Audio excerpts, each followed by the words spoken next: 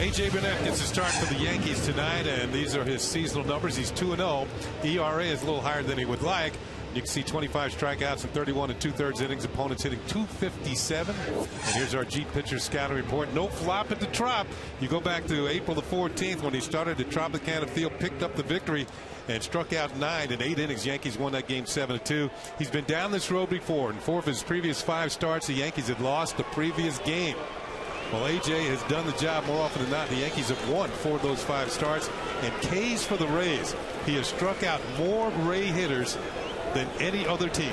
He's got 132 strikeouts against Rays batters. B.J. Upton's ready. A.J. Burnett's ready. Let's do it here at the stadium. He swings at the first pitch, does Upton, and pops it up.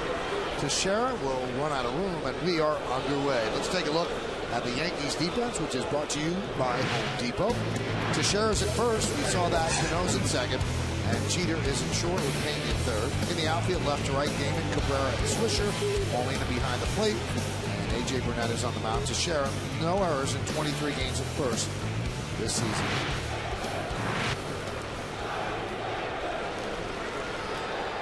With A.J. against B.J., it's a perfect initial matchup for the ball game.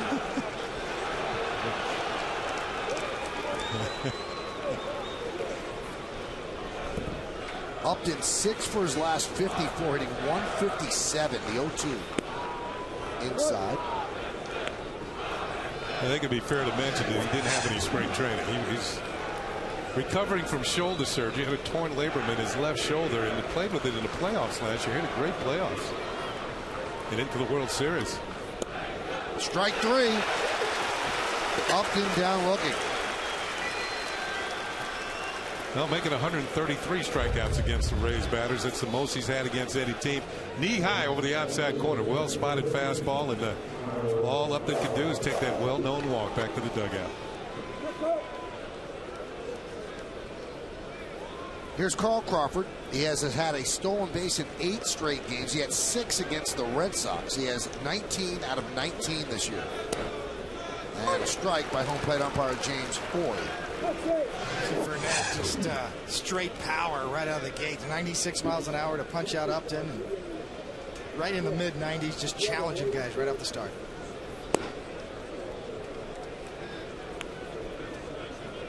IOTV offers you incredible HD picture and sound. HD is free with IOTV, the official HD service provider of Yankees baseball on Yes.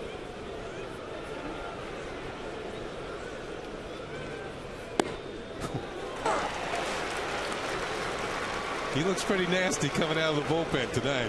Good pitches to Upton, and now a good breaking ball there to Carl Crawford. He's the guy you want to keep off base. 1-2 pitch. Swing and a miss. He got him. So Yankee starters now have struck out the last 10 men that they've recorded outs on. 8 for Jabba, now 2 for A.J.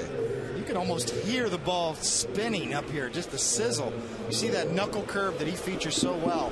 When he gets that thing going, that thing is tight. Late breaking down and in, perfect location. We talk about at home plate, you can hear the seams. You can almost hear the seams spinning when a guy has a good breaking ball like that. Here's Longoria, and he grounds one to third. Booted by Pena.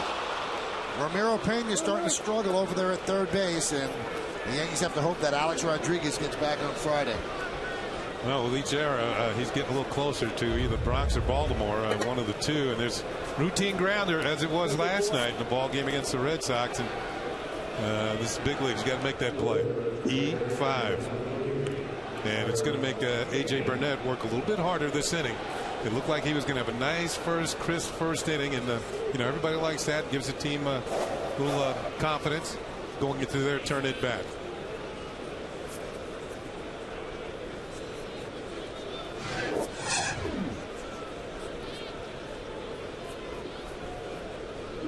Here's Carlos Pena.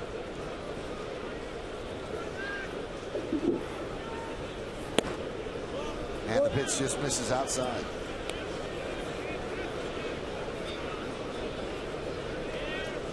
You always wonder why pitch counts build up. Well, that would have been a 9-pitch inning if he had fielded that ball, and now he's got a pitch here to Pena, and there's a dangerous aspect to it. And you see what he's done since 07 against the Yankees. A completely different player.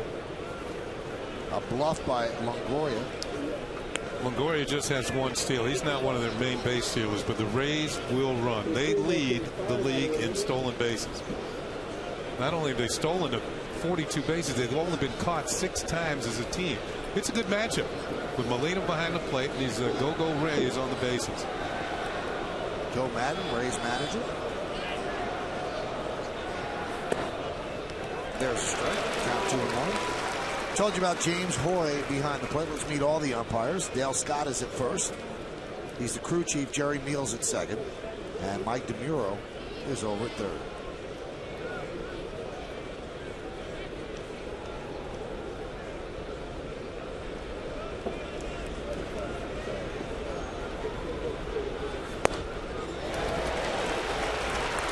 Fastball, 2-2. Senior, here's a prime example. Yankee Stadium, you're talking about the short field and right field porch. 2-1 pitch. Sometimes it's more important to pitch these lefties in. You see that? That's just nasty on the inside corner and up around the belt, maybe above the belt. If you don't establish inside the left-handed hitters in this ballpark, they will reach out over the plate and hook that ball out of this short porch. He swung at that like he was handcuffed. Runner goes. The throw to second is not in time. Now the Rays have 43 stolen bases as a team out of 49 attempts. That's 88%, over 88%. Well, you'll see the jump right here, and really what A.J. Burnett is looking at is the pitch, and a lot of times that pitch was pretty close, and you see Longoria is easily in there. A.J. Burnett stood. You see Molina's got to come up out of it. He can't frame that pitch. Pretty close pitch. Burnett wanted it. No way for the home plate umpire James Hoy to call that pitch with Molina popping up out and throwing the second. And now Molina wants to talk things over with Burnett. Let's look at the game time weather conditions presented by Bigelow Tea. Much nicer night than the previous 2. You can see right there on the bottom of your screen to the right there. That's Robinson Cano playing short right field, giving Pena a lot of leeway on the right side of the infield. Now the Yankees do not shift as far as the shortstop Jeter and Pena. There's no shift there, but Cano makes the shift.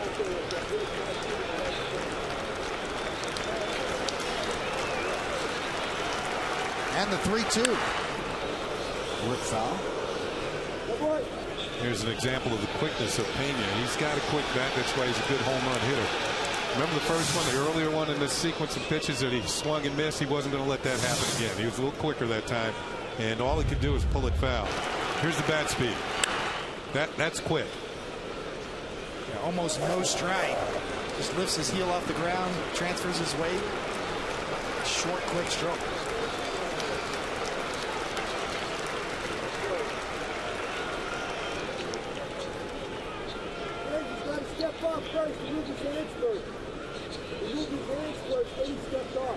Just underway here at the stadium. Yankees against the Rays, first of 2. And then the Yankees head to Baltimore and Toronto for a 6-game road trip.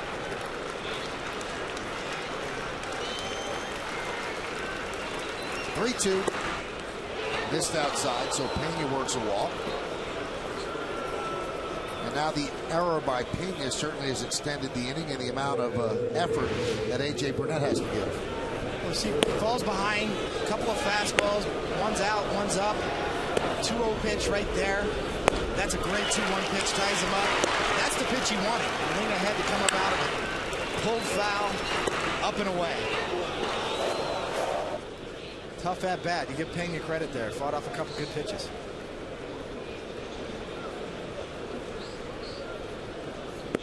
Breaking ball. You know, for his career, A.J. Burnett in this situation, runners in scoring position with 2 outs, opposing hitters have hit .213. Pretty strong stuff to work out of these kind of situations. Driven out to right field. Giving chase is Swisher into the corner. And it slices foul.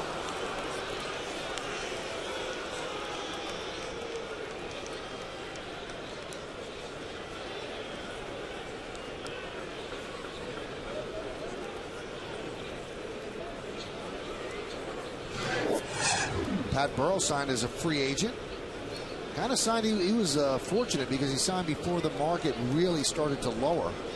Signed an $18 million 2-year deal. And then a guy like Bobby Abreu had to take a one-year deal at $5 million. High fly ball center field. Melky Cabrera there. And he puts it away for the final out of the first inning. No runs, no hits, one error, and 2 men left on base. Rays nothing. And the Yankees coming to bat against Andy Sonnenstein.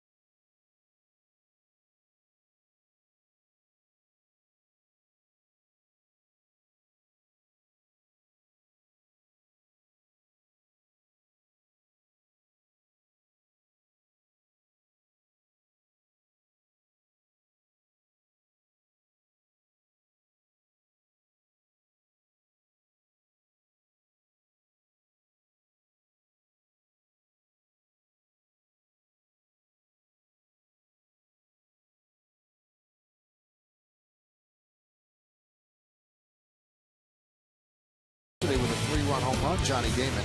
Mark Teixeira is at first base, looking to get off the interstate. He'll hit third. Cleaning up and DHing Hideki Matsui. Good numbers lifetime against Tampa Bay. Robinson Cano, the second baseman, will bat fifth, batting sixth and playing right. Nick Swisher, Melky Cabrera is in center field. He'll hit seventh, hitting eighth and playing third base. Ramiro Pena and Jose Molina will catch. He's going to bat ninth. 25-year-old Andy Sonnenstein on the mound, and he's made 5 starts, 1 and 3, an inflated ERA of 6.75. Opponents batting .336 against him. This is a Jeep pitcher scouting report. 2008, he had 4 wins in April. That set a Rays team record. He's got 1 win coming into tonight. Right-hand batters are hitting .423 against him. And Robinson Cano, don't you know, to borrow a phrase from John Sterling, he's only given up 1 home run this year, and who hit it? It was Robbie Cano. Don't you know? Here's Derek Jeter. And the right-hander deals. Breaking ball strike.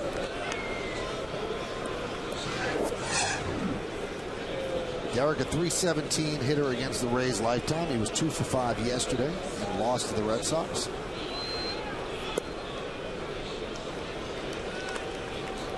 Another thing about Sonnenstein, his control was unbelievably good last year. He's not as sharp this year with his control.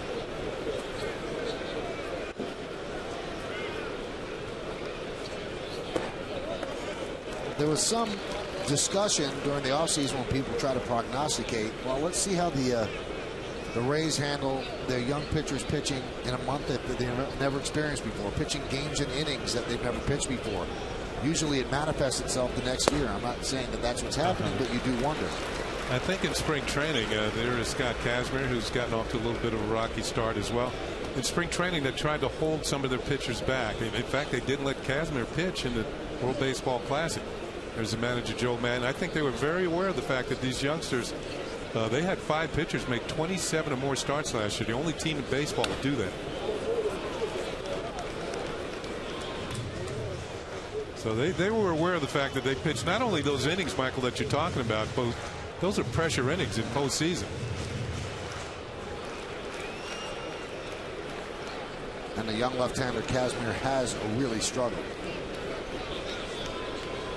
And the 3-2. Right back to Sonnenstein. 1 away.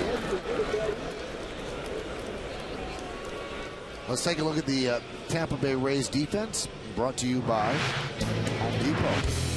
In the outfield, Crawford, Upton, and Gross. That's left to right. Infield, Longoria, Bartlett, Iwamura, and Pena. Pena won the Gold Glove last year at first. Navarro behind the plate, and Sonnenstein on the mound.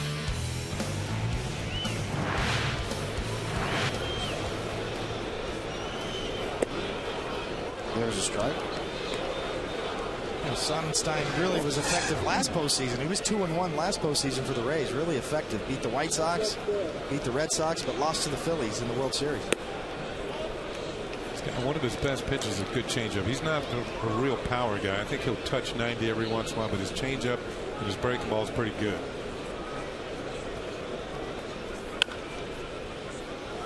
Pitched a real strong game to beat the Red Sox last year in the postseason. 7 innings.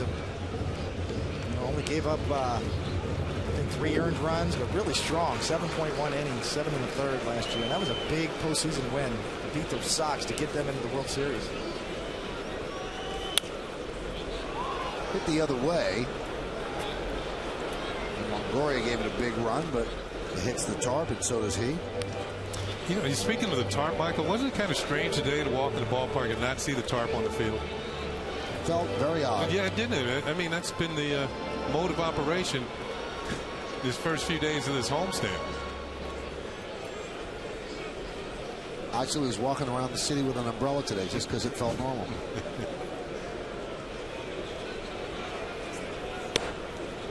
Nub slowly back to the mound. Sonnenstein makes a nice play.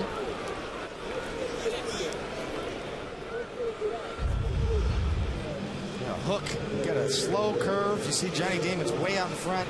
Little cue shot off the end of the bat. Sonnenstein's a good athlete. Moves quick. Quickly. Quick turn. All in one motion. Good play.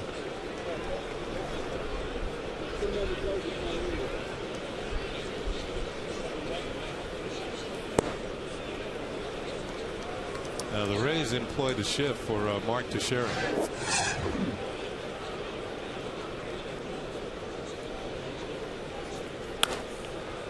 And he hits right into the ship, Iwamura, and that'll do it. So the Yankees with 3 ground balls go down in order 1, 2, 3 here in the first inning. Oh, we played 1. There's no score at the Newhouse. Tampa Bay and New York on Yes.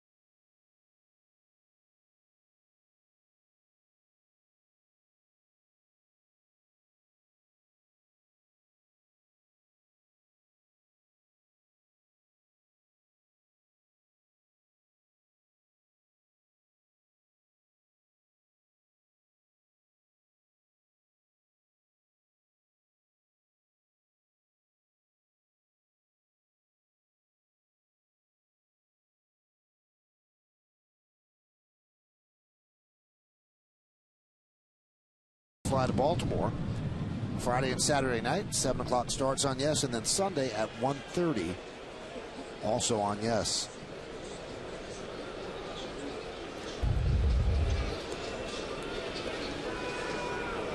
Gabe Gross will lead it off. It'll be Gross, Bartlett, and Iwamura. Kenny, why do they start Sunday games at 1:30 in Baltimore? There used to be blue laws. I think we talked about this before. It should be at 1:35. I think it starts. But they used to start at 2:05 because the religious people down there want everybody in the churches on Sunday, and they started the games later. I remember growing up, Yankee games used to start at 2 at the stadium. And they used to start at 8 at night during the week. But games were 2 hours then, so people still got home at the same time.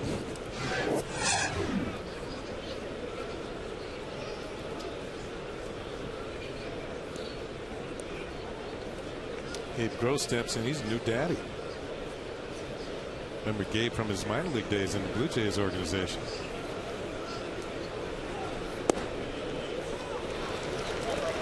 2-2. He and his wife had a little girl just the other day. Missed a couple of games because of the birth of his child. Probably glad to go on the road and get a little rest, huh? He's probably not sleeping too much at night. We used to say that with Melvin Moore. His wife had, what, Quince? And I think the statistical breakdown that year was Melvin hit a lot better on the road that year.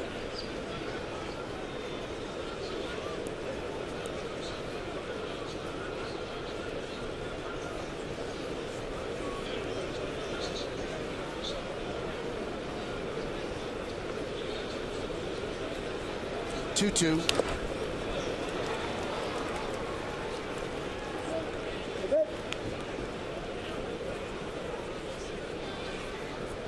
Couple of interesting notes on J.J. Burnett starting tonight. Obviously, in his career, he's always pitched well at home. 49-25 career record at home. On the road, depending on which team, obviously, he was playing for, was 40-51. So certainly, he likes home cooking. And, you know, that's always important. Get a good feel for your new ballpark here. And he strikes out Gross, looking third strikeout for Burnett. Once again, a well-spotted fastball. This one right to the glove of Jose Molina. Now, I might have caught the first part of it. I don't think so. It didn't. It didn't catch the edge. And, well, you know, when you have that first child, like you know what you're playing for a little bit more. And you don't want calls like that to go against you. You're checking into college scholarships already. Put money away. Puts a Jason Bartlett as a strike. You saw Bartlett's numbers. That's not what he's supposed to be about. He's supposed to be a great defensive shortstop, but 358. He'd been hitting ninth most of last year. And when you talk to the Rays, they say he's one of their most valuable players a year ago for what he brought on defense on their ball club. And he seemed to get some clutch hits. And that happened last year a lot for the Rays. How many times did you look at the highlight shows and the Rays, particularly at home, were jumping up and down in ninth inning because somebody got a big hit? And I don't think that's happening quite as much this year, at least not at this point in the season.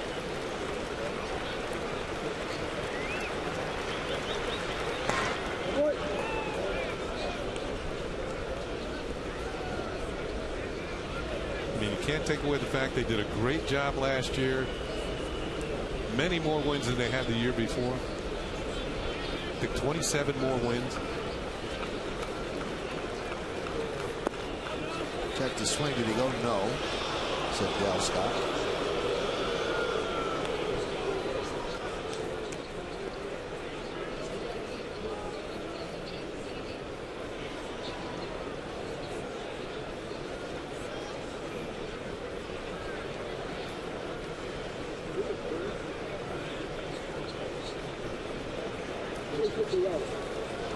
And the 2-2.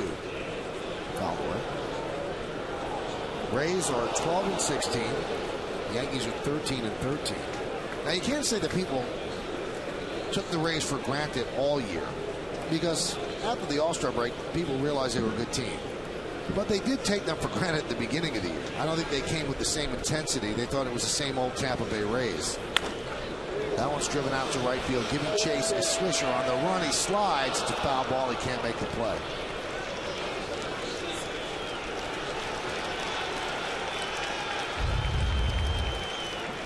Now, always a tough play going into the corner, especially because Nick is a left-hand thrower. That means he's going to have to reach across his body to make any play. You can see him reaching out, and that ball just foul, and comes up short of the wall. You know, years ago, those walls were not padded. And you know what? Even though they're padded, it doesn't really protect you all that much. Look what happened to Rick Ankiel the other day. The center fielder for the Cardinals made a great running catch at left center, and his head jammed up against the wall. And they had to cart him off and take him to the hospital. He's okay, thank goodness. They were so worried that Tony La Russa spent the night in the hospital with Ankiel. And those walls are padded, but there's still something behind the wall. And concrete or wood or something that's not going to give very much. We mentioned Tampa Bay 12-16. Last year they were the complete opposite, 16-12. Yeah, it looks like concrete. That is concrete. The 2-2. 3 and 2. Well, through the efforts of the Players Association and because of the fact that the outfielders got more expensive over the years, they started padding the outfield walls.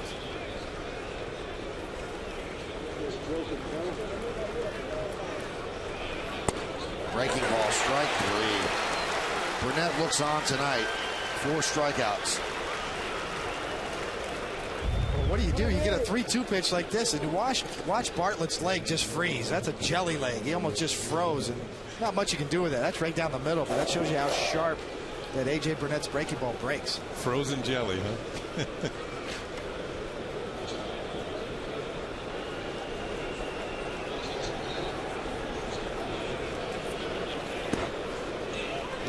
Talk about when the walls were unpadded. Our older viewers will remember the name Pete Reeser with the Brooklyn Dodgers. People say he had as much talent as anybody who ever played, but he had a penchant for running into walls and really suffering serious injuries, head injuries. At one point, he ran into a wall and was knocked out. They gave him the last rites on the field. So for our younger viewers, Google, and you'll hear about a guy who needed padded walls, believe me. 1-1. Driven out to left field and deep, giving chase Johnny Damon on the run, on the track. He can't make the play. He'll get the ball in a hurry as Iwamura takes a 2-out double.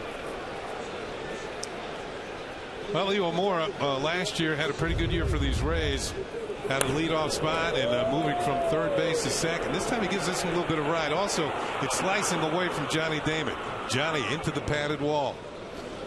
Just beyond the out. I think he got a piece of it off his glove, but Iwamura is going to be on with a 2-out double. Let's see if, yeah, I believe it did. Just grazed his glove, and Johnny gets it back in. Johnny's no stranger to that wall either. Yeah. He's never been afraid to dive and go out. He really, his whole career has really sacrificed his body in the outfield. Here's Navarro. He's struggling at the start of the season. 2 for his last 12, and on base percentage under 200. So he's dropped all the way to 9th in the lineup. Foul away. Broke an 0 for 11 yesterday. And is just 7 for his last 48.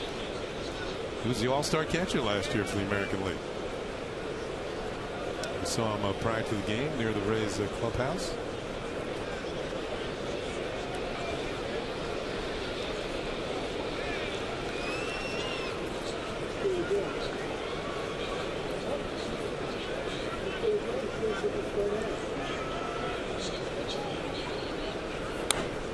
Saw Lou Kakuza Sr.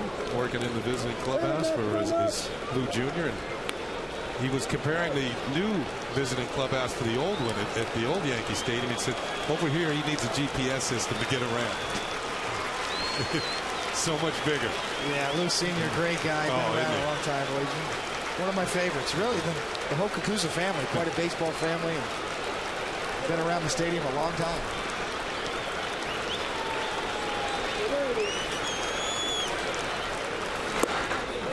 Navarro comes out of the Yankee farm system. Signed as a free agent August 21st of 2000. Then he was traded to the Diamondbacks along with Javier Vasquez, Brad Halsey, and cash for Randy Johnson. And then the Diamondbacks traded him to the Dodgers and the Dodgers to the Rays. So that's how he's gotten here. And he was an all-star last year. There's a ground ball to Cano. And Burnett survives the double by Iwamura. No runs, a hit, no errors, and 1 man left on base. You go to the bottom of the second, no score.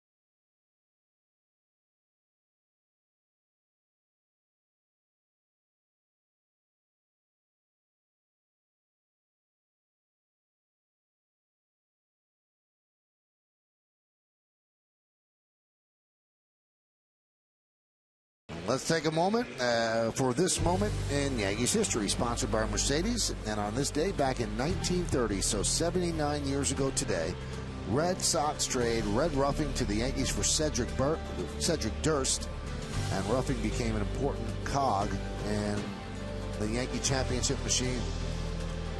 Your Mercedes-Benz Tri-State dealers on the web at searchmercedes.com.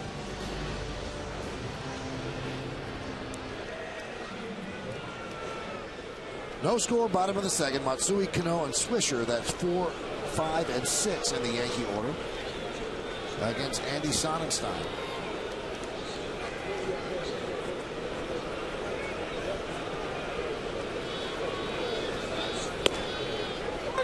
And a strike.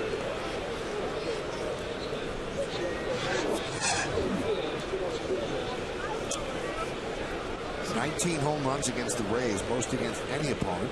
Trying for one right there. You can toss in runs batted in too. 78 against them. That's most against any opponent.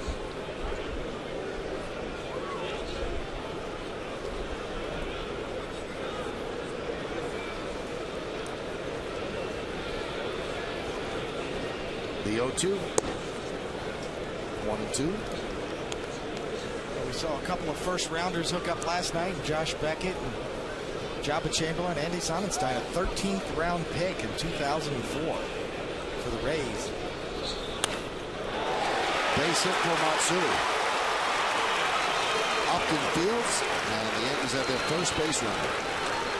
Waited back nicely on that breaking ball and just hammered it just about where it came from. Watch it. Stay back on that back foot, keep the hands back, and then explode through the ball. The pitch is kind of up too. That helps. And barrel of the bat, just cover the ball with solid line drive for Hideki Matsui. He's a good, solid, balance, swing, base hit.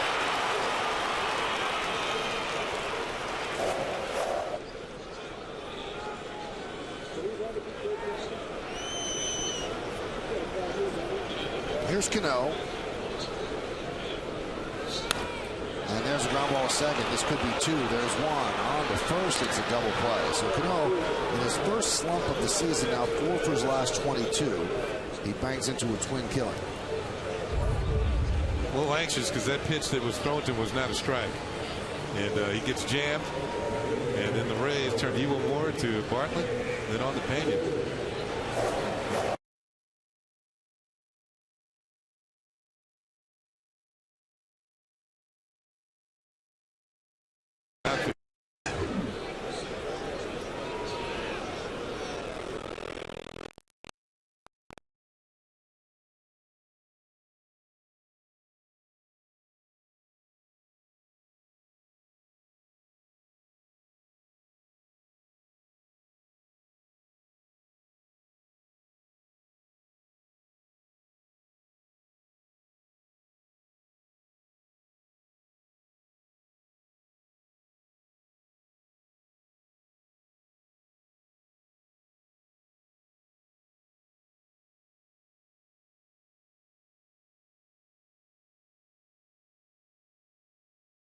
Always felt though when you're hitting it, unless the pitcher laid one in there, your first at bat, you want to see as many pitches as you can.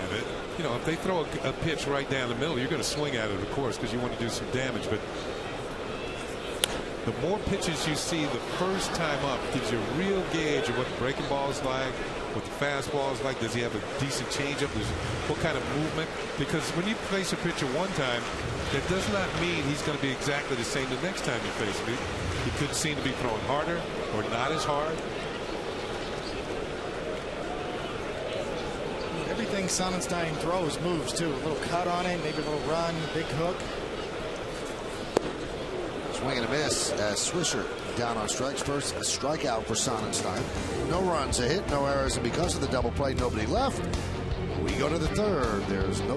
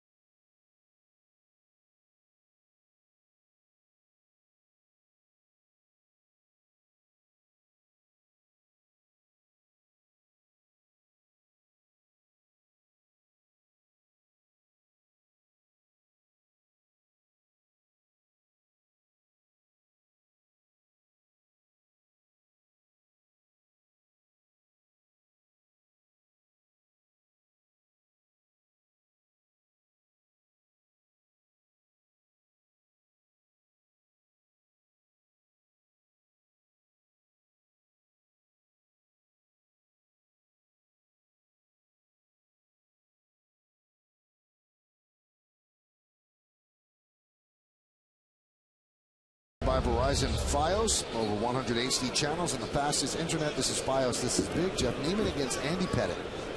BP show at 6. Pre-game show at 6:30. First pitch at 7:07. Slow roller by Upton up the third baseline. And Pena grabs it and fields it. He should have let it roll. But it's a base hit. That looked like it might have kicked. I'm not sure. He's right down there, but from up here, it looked like it might have kicked foul. If it gets to the lip of the grass, it is going to turn foul. And he's not going to throw out Upton. Upton's too fast. And there's the throw that was just for effect because Upton's going to be. Is that ball going to just let it go? Just make sure you pick it up if it stays fair before Upton turns for second base. Maybe he thought the ball was just going to keep its head and go down the line, but Upton much too fast, and he's a base stealer at first. And I think one thing about Upton, as Michael said, he's not been hitting. So when he gets on base, he's thinking about going. It's not like, well, I'm going to be back here anytime soon, at least not recently. This is his opportunity to make a contribution to the team. On the Modell's scoreboard, there's no score. As you know, Modell's is the official sporting goods retailer of the Yankees.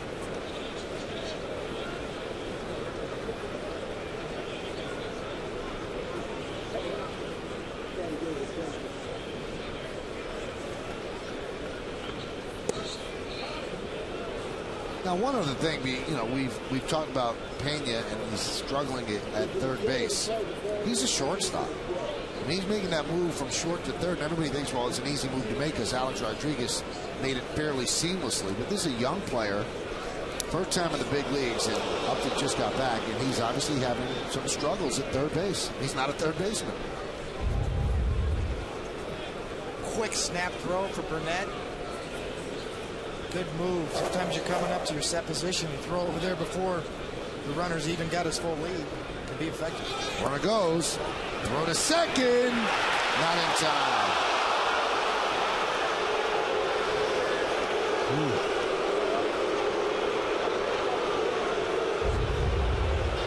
You see Burnett, pretty quick move to home. Good jump by Upton, and Molina gets off a good throw. I mean, this is a split second, and you can see a good slide. Looks like he got his foot in there from that angle. A little bit of a low throw.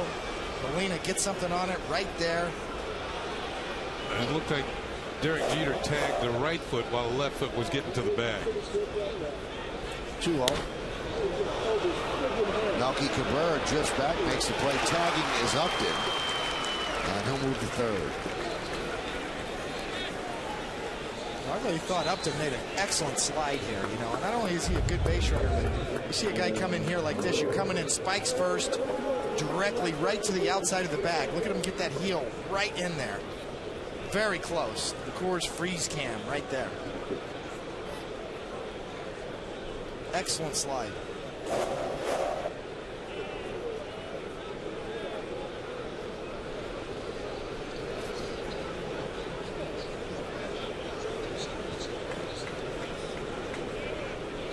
Here's Longoria. Pitch inside.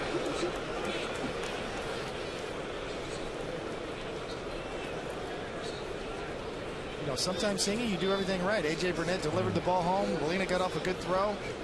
Sometimes, you give credit to Upton. And still couldn't get him. Sometimes when you're watching the throw go down to second from this angle, you can see, well, there's a little daylight there. They got a chance to get him, but he got that left foot in there just ahead of the tag.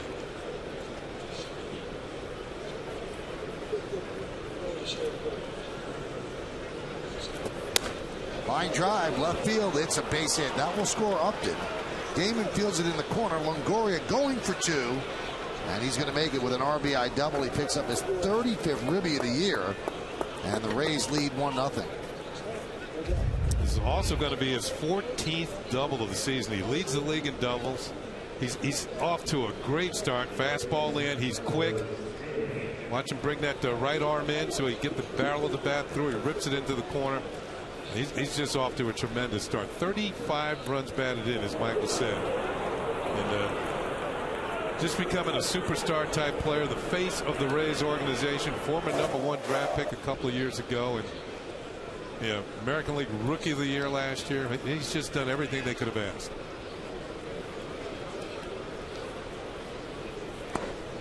pitch to Carlos Pena is low.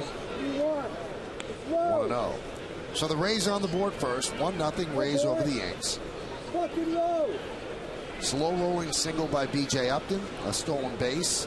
He moves to third on Crawford's long fly ball to center, and then scores on Longoria's double.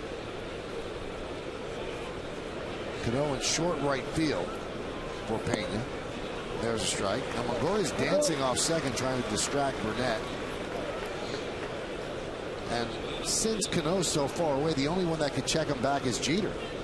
And Jeter's almost right in front of Longoria, so he'll see if Jeter darts in. Now Jeter's kind of inching behind him.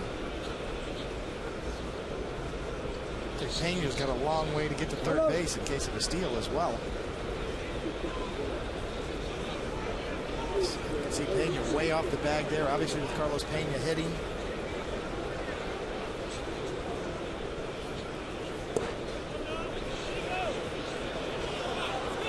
Did not go. And you saw look at third base umpire Mike Demure and said, "Are you kidding me?" He thought he went around. There's a couple pitches in this sequence. He thought the first pitch was a strike, a breaking ball, and he thought he had that one too on a check swing.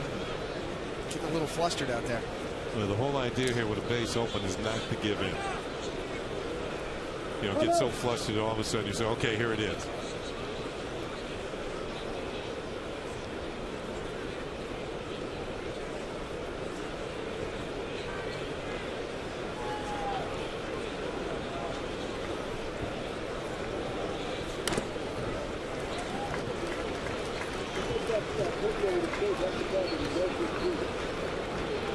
And the count 2-2 on Pena. Now, one thing with Pena, we know he's got home run power, but he does strike out a lot. He was 0 for 3 yesterday down in the Tropicana Field against Baltimore with 3 strikeouts.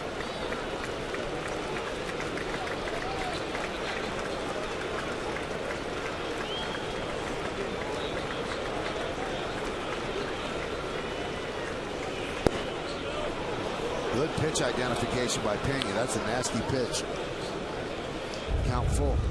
This is a great finish pitch. Looks like a fastball in the inside corner. Just breaks off the plate down and in. Perfect pitch to a lefty. And as Michael said, great job by Pena to lay off.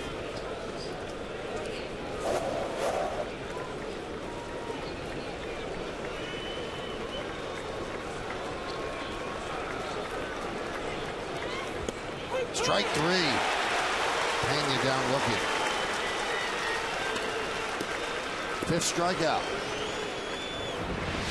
We'll look at the sequence here. First pitch breaking ball, thought he had it real close. Another fastball, he gets the call off the plate. Another breaking ball, thought he had the check swing. Fouled off another breaking ball, down and in. And here's the importance of throwing your breaking ball to both sides of the plate. You go to the outside corner this time and you get the call. Right on the corner, plenty of plate. That's one of the important things. You know, it's not just about throwing your fastball to both sides of the plate. When you take it to the next level, you can throw your breaking ball to both sides of the plate, righties or lefties. Here's Pat Burrell. And there's a strike. Good fastball.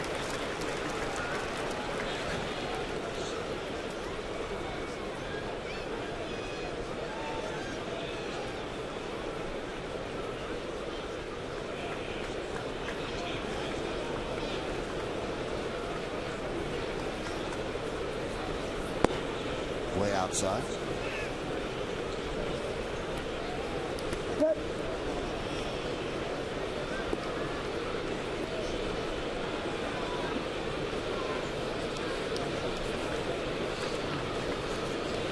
Runners in scoring position so far this year. 9 for 22. Burrell is at 409 with 2 outs.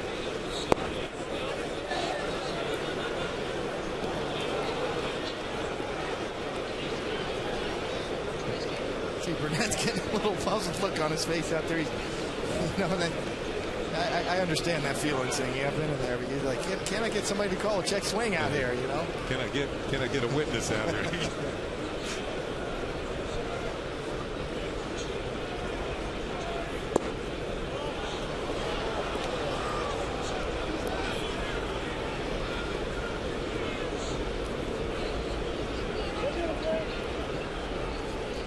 This copyrighted telecast is presented by authority of the New York Yankees. It may not be reproduced or retransmitted in any form, and the accounts and descriptions of this game may not be disseminated without the express written consent of the aforementioned New York Yankees.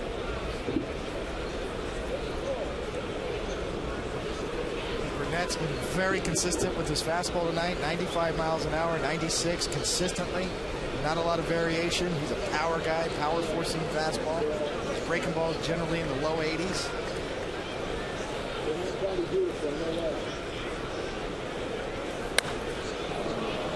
High fly ball left field. Damon drifts over and will make the play for the final out of the third. But Burnett, 1 run on 2 hits, no errors, and 1 man left on base. We take it to the bottom of the third. Because of that man, it's 1-0 Rays.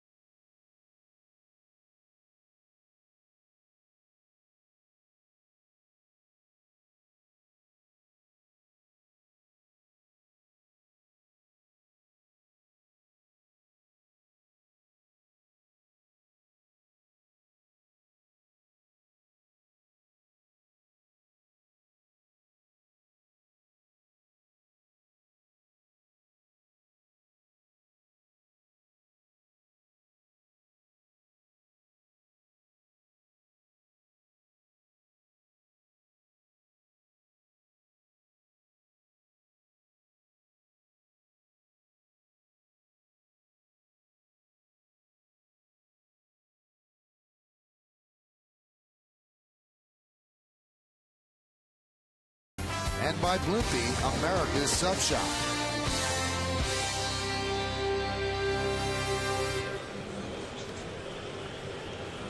We go to the bottom of the third inning here at the new house on the Modell scoreboard. Yankees are leading this one, or trailing this one 1-0. Modell's is the official sporting goods retailer of the New York Yankees. Only 9 men on the field allowed. One of the grounds crew members out there in the bullpen goes back into the there it goes. Umpires quickly call timeout.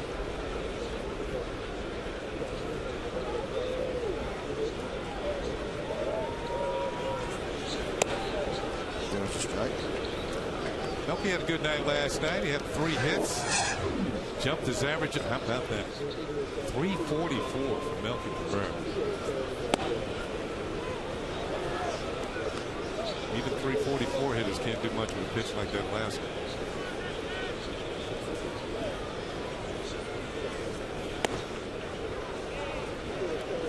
Sonnenstein, last year you mentioned it, saying he's got great control. He was sixth in the league last year in the AL, 1.7 walks per 9 innings.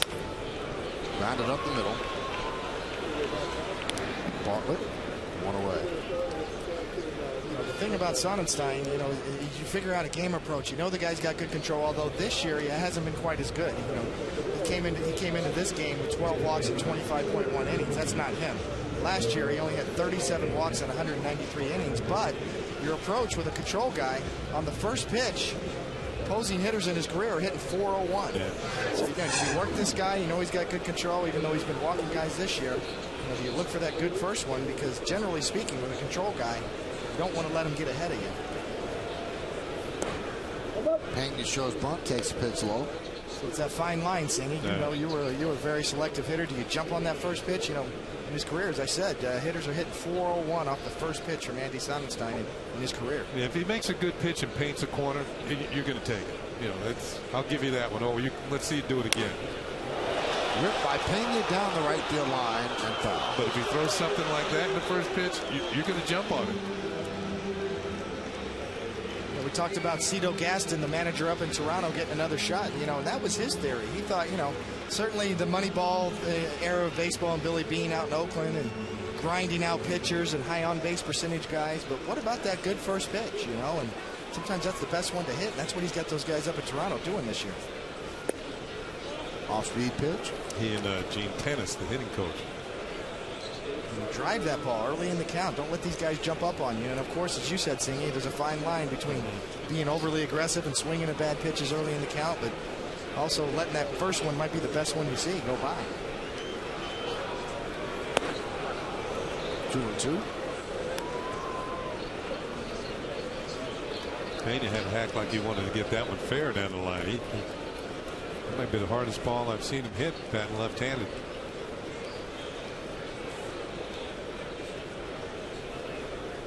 2-2.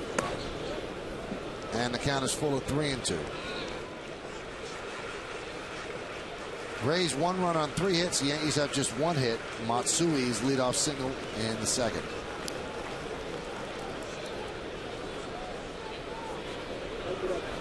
And the payoff. Grounded to Iwamura. 2 outs. Time for the Toyota text ball for tonight. Tonight's question is, which of these stars on the Rays would you most want to build a team around? Now you can text your vote to 58772, and of course standard text messaging rates apply. Your choices are number 1 Carl Crawford, number 2 Evan Longoria, number 3 Scott Kazmir, and number 4 BJ Upton. Number two would be my choice. I want number 5. How about David Price? He's not even here right now. I'm going to throw him on that list. It's just a matter of time before he gets here. You know, the thing about it, all of those players are under 27 or younger. See, that begs the question, though, what you just brought up, David. Would you rather have a great everyday player or a great starter? I think it's hard to go against an everyday player like Longoria. You know, I mean, the guy that's grinding it out day in and day out. Molina slaps on the left field, diving and making the players. Crawford to take an extra base hit away from Molina. I'm going to change my vote to Crawford. Well, the Yankees go down in order 1, 2, 3. Molina hit the ball hard, but a nice play by Carl Crawford takes away any chance at a hit.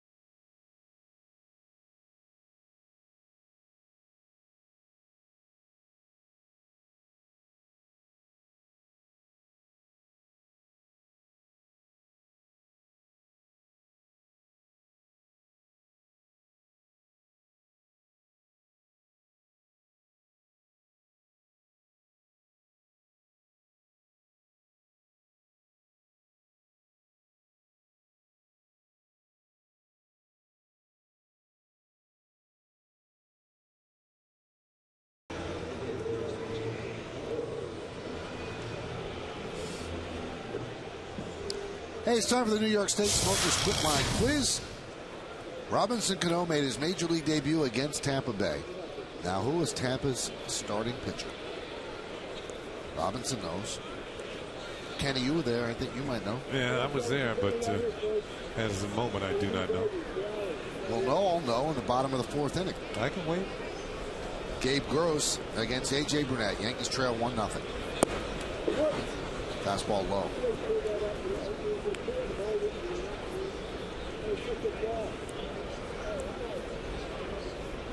Well, you watch Burnett, and his stuff, as the players would say, is just filthy.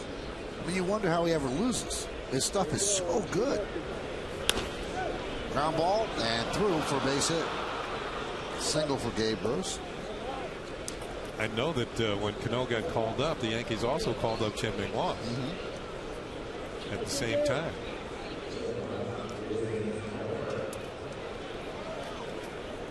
And it helped change their fortunes that particular year. There's third base coach Tom Foley going through the gyrations of the signs for Gross, who's at first base, and Bartlett, who's at the plate.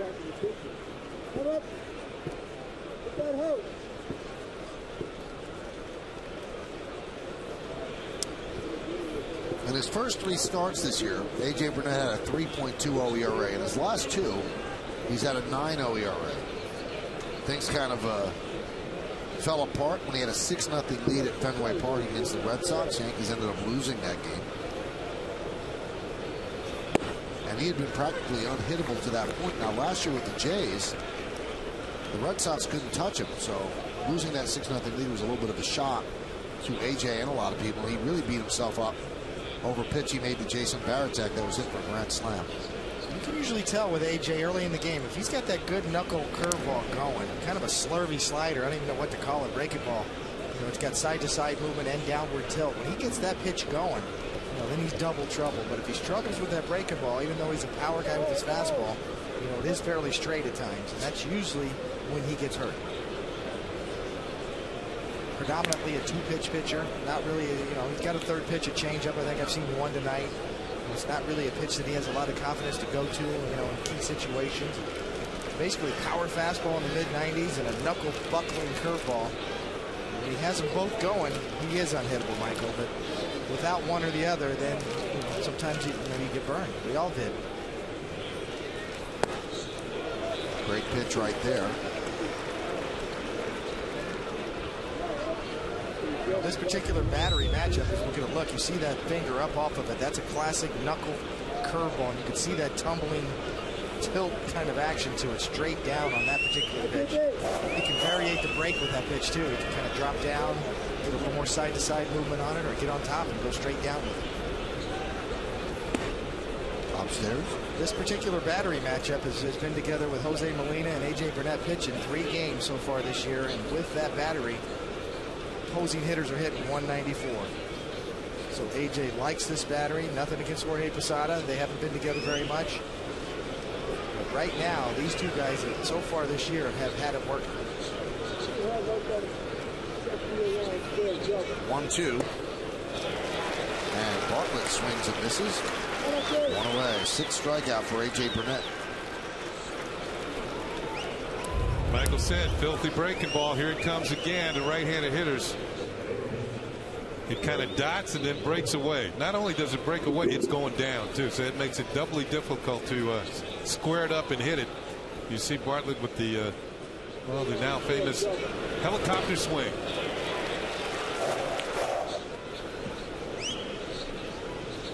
Here's Iwamura. Count 1-0.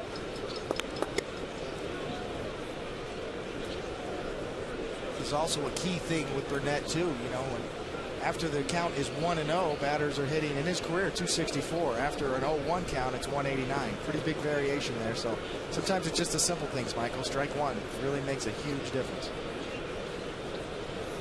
Runner goes. And a nice play by Teixeira. He steps on the bag for the 2nd out. Gabe Gross moves to 2nd. Hey, come on. Well, struggles at the plate, not affecting his defense. Well, the Rays stay out of the double play, but by making this play, it kept runners from going 1st and 3rd and 1 out. Instead, there's a runner at 2nd and 2 outs as Teixeira. Notice when he flopped there, he looked at the glove, see if the ball was in it. I mean, I'll tell you what, even though he's not hitting, talking to him before the game, his spirits are up. And usually players like that, they know that eventually they're going to turn into a complete ball player. And even when you're not hitting, you make plays like that. It can help your team defensively.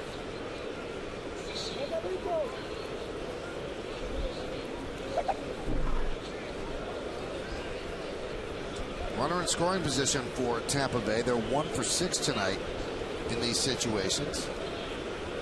Longoria with the only hit, and that drove in the run, and that's the only run in the game. Fastball strike. 95 miles an hour, so Burnett dealing.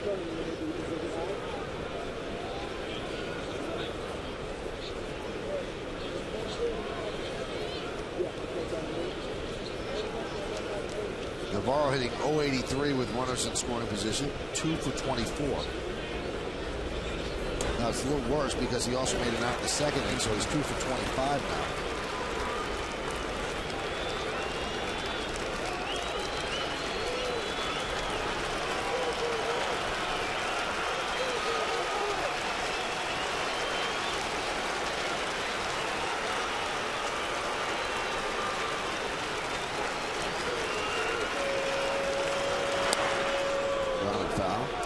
Even though Navarro doesn't probably know the exact numbers about him hitting with runners in scoring position, his manager probably does.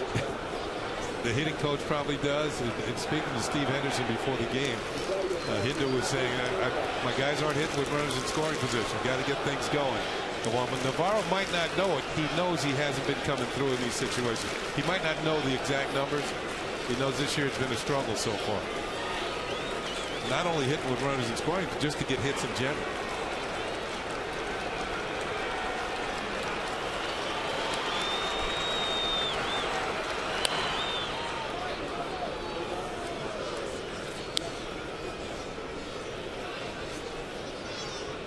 George Hendrick, the first base coach, must know something about Navarro. Now, he's hit 2 ground balls foul, but look where he is.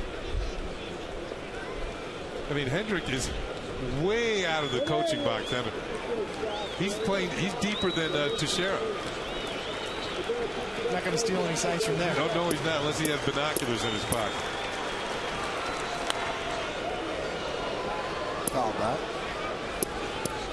Now, I could see a third base coach being there for Gary Sheffield. Well, why is he there for Navarro that far?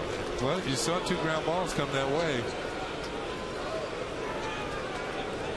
Burnett with a high pitch total here in the 4th inning, 72.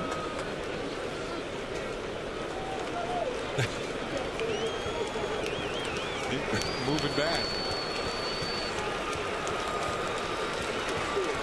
Kind of become a victim when your stuff is so good and sharp. You get a lot of strikeouts, but your pitch count does get up when you're a strikeout pitcher. The 0-2. Burnett's already got 6 strikeouts, 3 2/3 innings. We saw his pitch count.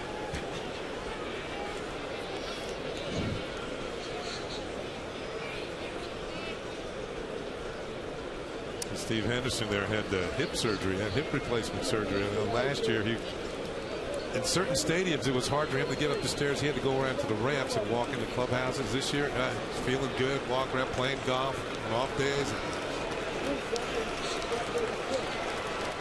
No more pain. Look out. Ooh. He pops right up. Boy, that really got him hard.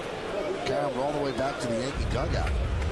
This is a classic case of just pulling it with you. It's like a golfer mentioning golf. That's a snap hook. Your arm gets way out in front of your body. You want to make sure that you bury this fastball inside, and he's just out in front and yanks it down and in. And boy, that is right off the top of the foot. You watch Navarro try to hop and get out of there, and it's just too late. 95 miles an hour, right down, right below your ankle bone. You know that doesn't feel good.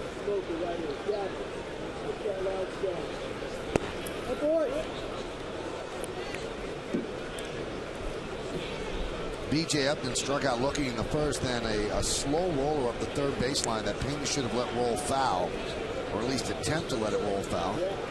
A single for him. And then a stolen base, and he scored on Longoria's double.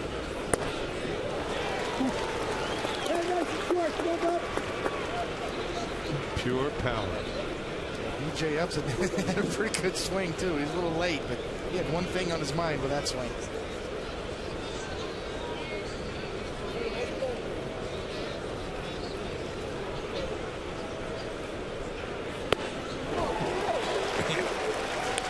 A.J. has struggled with runners in scoring position so far this year. 3 hits at 17 at bats. That's 176.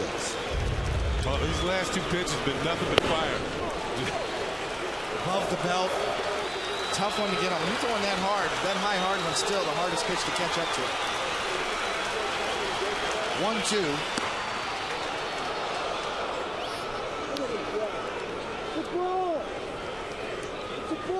All of these pitches right at the top or above the strike zone. You can throw 4-seam gas that high. You know, Hal McRae, the great DH from Kansas City, used to tell me, when you're throwing that hard, that's still the hardest pitch to hit. The high hard one in the mid-90s.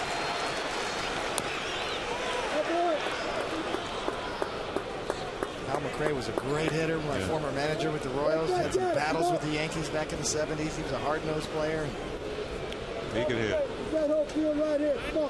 He was manager of the Rays for a while when they were the Devil Rays. I think Hal's from Bradenton. He is. Still down that way. I wonder if Hal and Willie Randolph exchanged Christmas cards. Hal McRae used to take Willie Randolph into left field during playoff games. Swing and a miss. Power right by Upton. And Burnett works out of trouble. That's his 7th strikeout. No runs ahead, no errors, and 2 men left. Burnett went up the ladder.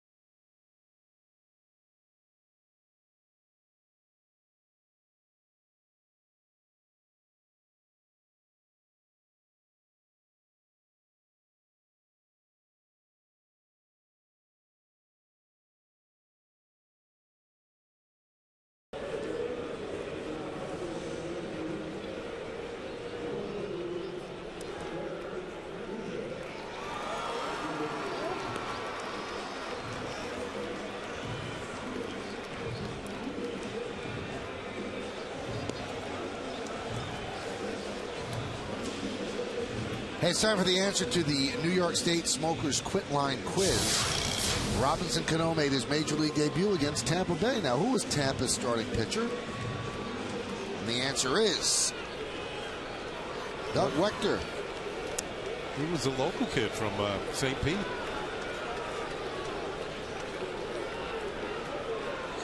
And Robbie has not looked back. Back to the top of the lineup for the Yankees. They've had 1 base runner who raced on a double play, so Sonnenstein has faced the minimum 9 over 3. Pitches inside to Jeter. It'll be Jeter, Damon, and Teixeira. 1-4-0 Tampa Bay. 0-1-1 for New York.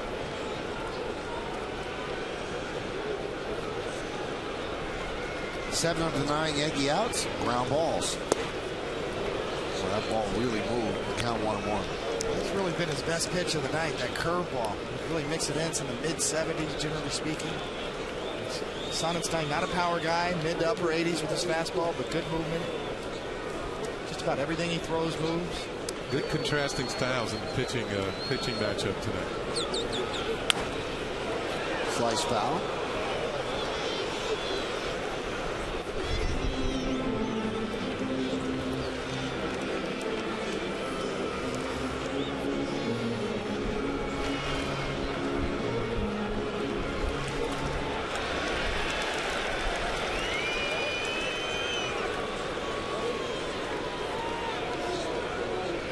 The 1-2. Grounded up the middle. Bartlett fields. And they get Jeter. One away. Well, Bartlett really, look at how much range he has. He had to go a long way to cover this play. You talk about a guy who really changed the whole dynamic of their infield defense. When they got Jason Bartlett last year, going up the middle, he really solidified things. And Jeter still runs well. And he easily gets him to first base. It's interesting how they put their infield together over the last few years. First of all, they get Pena almost off the scrap heap. I mean, he had to make the team. In fact, he was cut. Somebody got hurt, and they added him to the team. And he's a solid first baseman. Won a Gold Glove last year. Then they got Iwamura. He played third base 2 years ago and played it solidly. Then they moved him to second last year. I think he made only 4 errors last year at second base. Then they get Bartlett in a trade with Minnesota. Solid trade, solid shortstop, and this year he's hitting. Then Longoria comes up as a #1 draft pick to round out the infield. Solid fielder and the rookie of the year, and so far this year having a great start too. They've really made some good decisions in their front office. Obviously, all the years of finishing in the bottom of the order, they had a lot of high draft picks. They picked well. Yeah, Upton in center is a #1 pick. Carl Crawford in left is a #2 pick. And some of their pitchers. Longoria, as I mentioned, is a #1 pick. You're right. And not only do you have the picks, your scouts do well by picking the right players, and then your development people do well to turn them into baseball players. You know, sometimes you make a good trade with the Mets to get Kazmir. Not a good trade. That was a great trade. Singing, we saw Edwin Jackson pitch in Detroit last week. Boy, I always liked his arm. I know they were wondering about his control over the years, but that's a trade yet to be seen how it works out for young outfielder Matt Joyce, who I believe is still in the minor leagues with Tampa right now. Damon loses that battle. Swings and misses. 2 away. Sonnenstein, as we said before, his best pitch is right here. This curveball, he's really had good command. That one's right over the plate. Looks like it's going to be a fastball at the knees, breaks straight down, right over the heart of the plate. And those are the ones that you get swing and misses on. Hot shot up the middle and a base hit. Past the shift. That was the shortstop Bartlett who made that dive. So Teixeira picks up a single. It'd be interesting to see what that pitch was, because lately Teixeira's been getting a lot of breaking balls.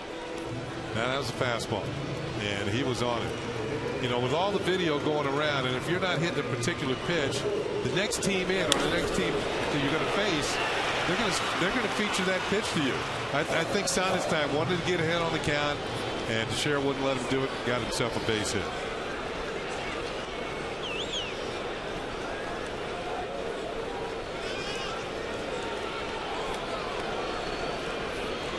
There's Matsui.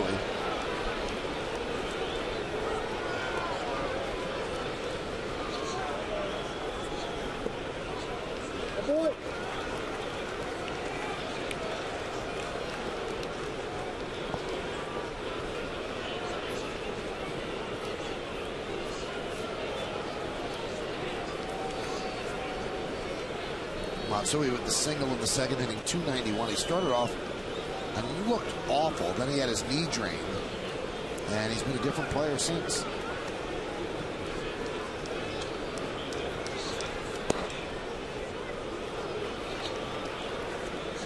You know, of all the Yankee hitters in the lineup tonight,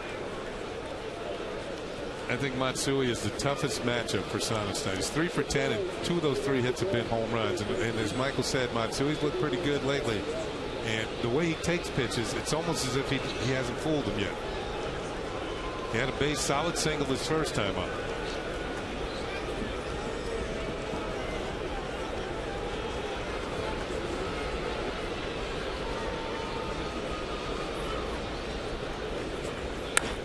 Slice the other way. That's going to be trouble. That is a fair ball, and it bounces up against the wall. Teixeira will stop at third. It's a double for Matsui.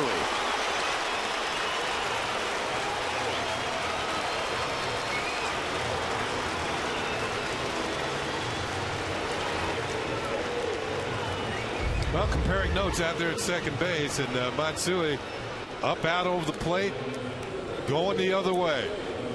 A man with a plan when he steps in.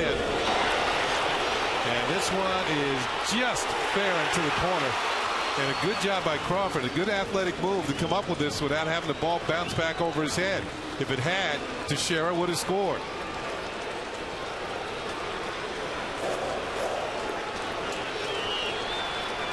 So the Yankees have an opportunity here in their 3-game losing streak. They are 3 for 23 with runners in scoring position. That's 150. Check out 130.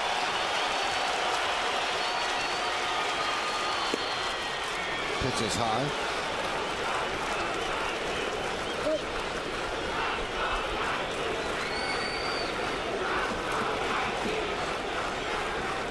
.51 pitches for Sonnenstein, 34 strikes, so 2-to-1 strike-to-ball ratio, which is excellent.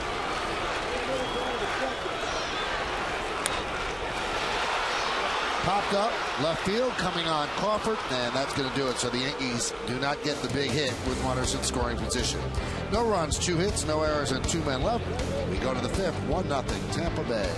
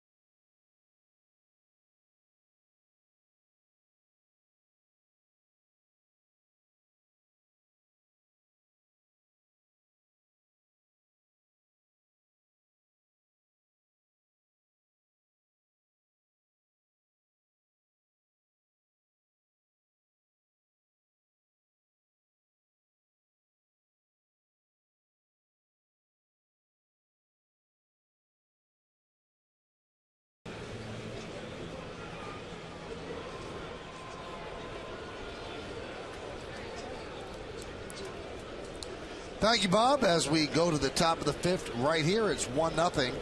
The Rays lead the Yankees on the Lexus scoreboard. Can you imagine the amount of eating that Lorenz and Flaherty are doing at the studio these last couple of days? Monday, they were there for about 15 hours, although Flaherty's on a health kick lately, so we'll have to check in on the postgame to see how he's doing. Can you overeat? Stuff yourself on health food? You know, it's an excellent question. Which then becomes unhealthy, right? You would think. Although Bob, you know, it's almost like an Easter egg hunt in his office. There's M&Ms all over the place in the corner of the chocolate. Yeah, it's amazing. He's got the best office. You're right. That's how he does all of his work.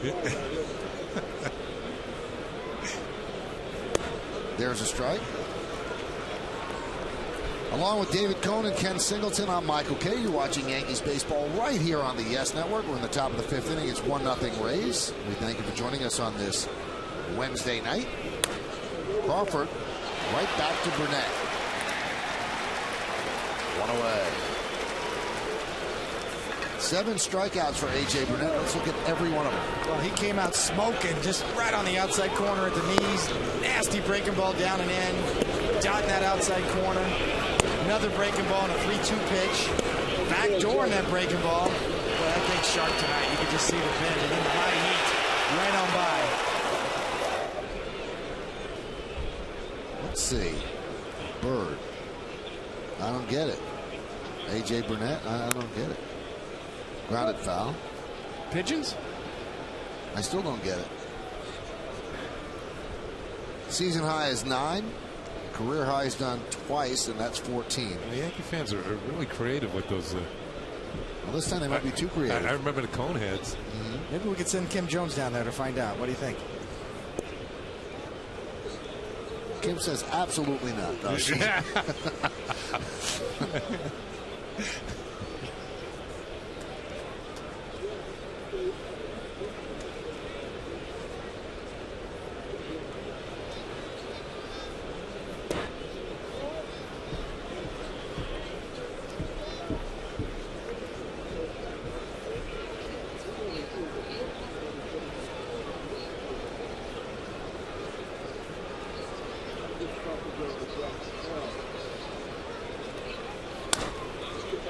broken back, slow ground ball to Cano.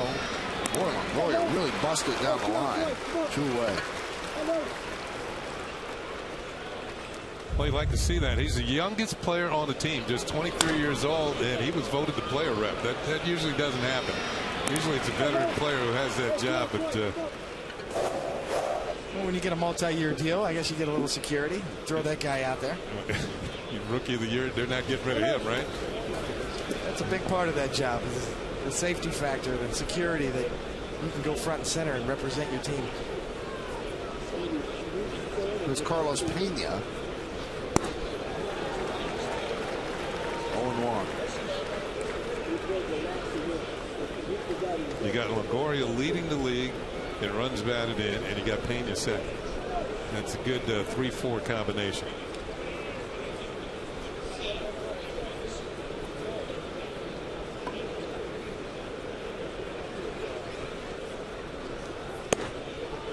Another strike.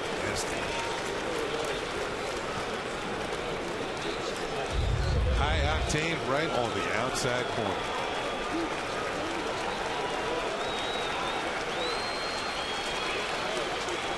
If it caught the corner, it caught a hint of the corner.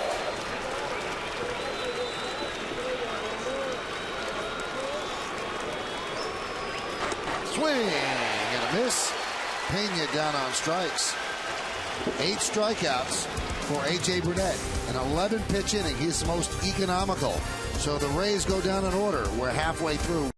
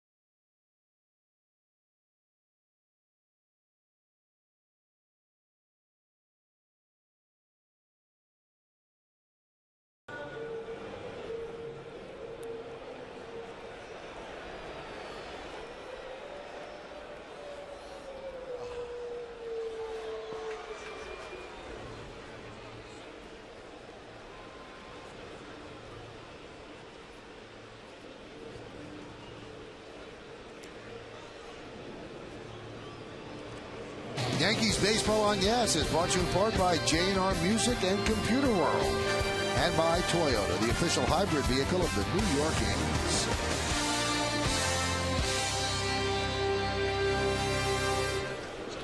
Andy Sonnenstein has been strong through 4. We go to the bottom of the 5th. Here's Nick Swisher against the Rays right-hander. Comes in with a 6.75 ERA. Doesn't like it tonight. And the pitch. Breaking ball. 1-0. You know, one thing when you see these pitchers with high ERAs who have had some good history in the recent past, like Sonnenstein, you figure eventually they're going to throw a good game somewhere along the line. You just hope it's not against you. Lexus scoreboard, it's 1-0 Tampa Bay on 4 hits. Yankees have 3 hits, and they committed 1 error. Ramiro Pena third on a ground ball in the 1st inning.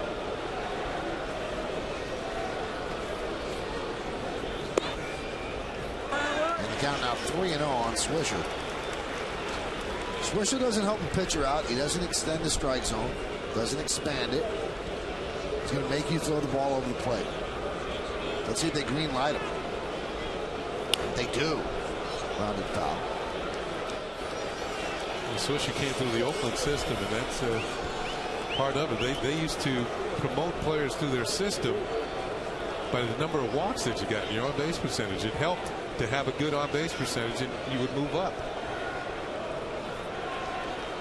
3-1.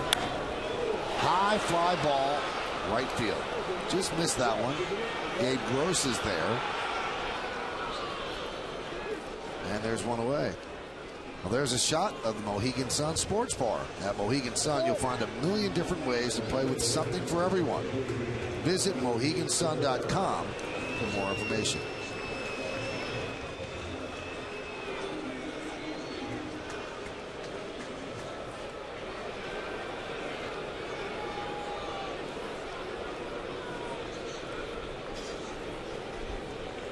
Here's Melky Cabrera. And he chops the ball to short. Bartlett. 2 outs. Like Melky was trying some trickery there. He squared up to show bunt, draw the third baseman in, then try and slap it by him. Instead, he didn't get it towards third. He got it towards short. Watch Melky fake the bunt, pull the bat back, and that's what Michael called it the butcher boy last night. Melky must have been listening. As Bartlett's going to throw him out. Maybe he was reading up on Casey Stengel. That's his expression. There's a strike. Former Yankee manager used to say, you know, show us if you're going to bunt, run up in the box, and then just butcher ball it. Butcher boy the ball. Melky was out here working on his bunt earlier today. The 0-1. There's a strike. 0-2.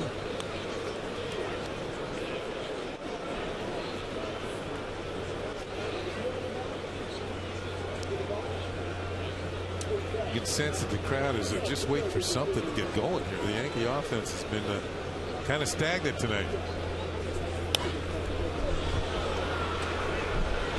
And it's still stagnant as Ramiro Pena pops up to Bartlett for the final out, a 9-pitch inning for Sonnenstein.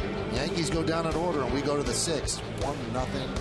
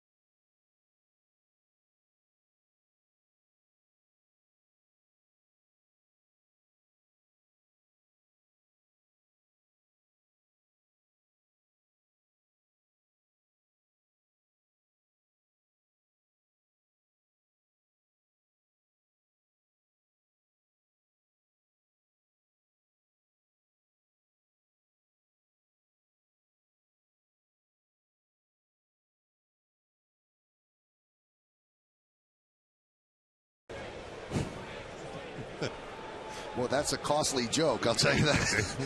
Well, it's break time. Time for a fresh brewed cup of coffee. At Yes, we get our Green Mountain K-Cup coffee system from the same people who bring us our office supplies. WB Mason. Who but? That guy looks a little stiff. Loosen up, babe. Get a cup of coffee. Here's Pat Burrell. He's 0 for 2. Count 0-1. Longtime Philadelphia Philly, Pat Burrell, comes over from the team that beat the Rays in the World Series. It took their money. They're going to play for them. And in fact, I think the Rays were playing in Boston, and during a night game, and during the afternoon, he went back to Philadelphia and got his ring, a World Series ring, was introduced, and they want Pat back. Of course, they were saying that with the Rays too, and he flew back to Boston and played that night at Fenway. Count 0-2. Kind of a trade for the Phillies. Pat Burrell signs with the Rays, and then they sign Raul Ibanez to play his position. But it was nice of the Rays to allow him to do that, and it was a special moment for him. The 0-2. Conversely, when we were down in Tampa earlier this year, and the Rays did that sort of spectacular raising of their banner, Pat Burrell stayed in the clubhouse. He said, "I'm not, I wasn't part of this team last year." Out of respect to his teammates, he stayed out of the fray when the Rays raised their banner at home earlier this year. Maybe because it was just American League Championship banner, and he played for the team that beat him, and he just wanted to avoid all kinds of controversy or conflict. But it's, it's a way to do it. I can understand that. 2-2. Just missed. But I wonder how often he wears that Philadelphia Philly ring around his teammates. That would be the real key. That looked like a nice ring, didn't it? Well, it could serve as two. You could serve two ways. It could be either something aggravates him or something that motivates. 3-2. Oh man.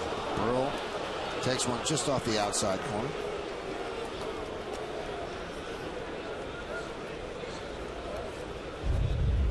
See Molina setting up outside. He's got a little movement on that glove. That's off the plate. You can see Molina does a great job of trying to catch it in his web and frame it, but Burrell's got a good eye. I was talking to Java Chamberlain today about the 12 strikeouts. I believe 9 of them were called. And he gives all the credit to Molina. He said, first of all, he called a great game. He said, the way he frames pitches, he said that's why you get the call third strike. People love pitching to this guy.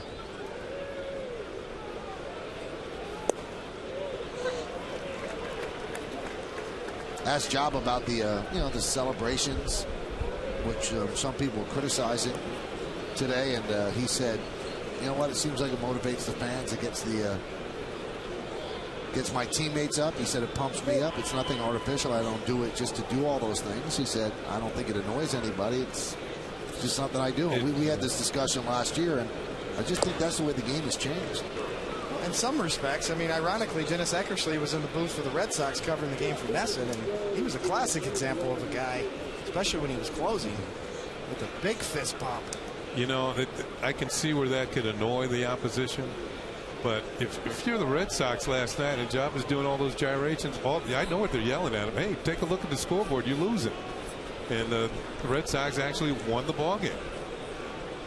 They tacked on some more against the Yankee bullpen.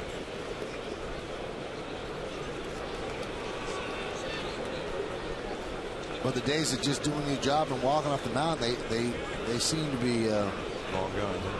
Not totally, but certainly on the way long gone. Yeah. Because you see Papelbon, he goes through all those gyrations. K-Rod across town with the Mets does the same thing. This is after one of those strikeouts to end the inning. I look at that and I just see pure emotion. I don't think there's anything that's contrived at all. Well, I think you're right, Michael. Times have changed. As the eras go by, the way of playing the game has changed. Somewhat. There's always been characters in the game. We lost Mark Fidrich, the Bird, earlier this year, who had his gyrations and act on the mound. Al Raboski, the Mad Hungarian, certainly had an act back in the 70s as a relief pitcher. There's always been guys that have shown emotion. Yeah, he could tick people off, though. Yeah, there's always guys on the opposition that are going to use that as motivation. Those are the guys you really wanted to hang an L on. Make sure they came up the losing pitcher.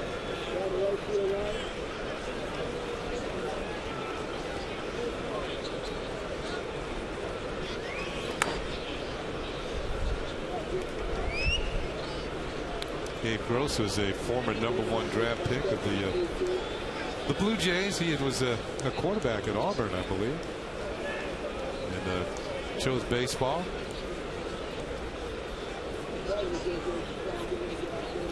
The Blue Jays actually traded him to Milwaukee, and then he was traded to the Rays from Milwaukee.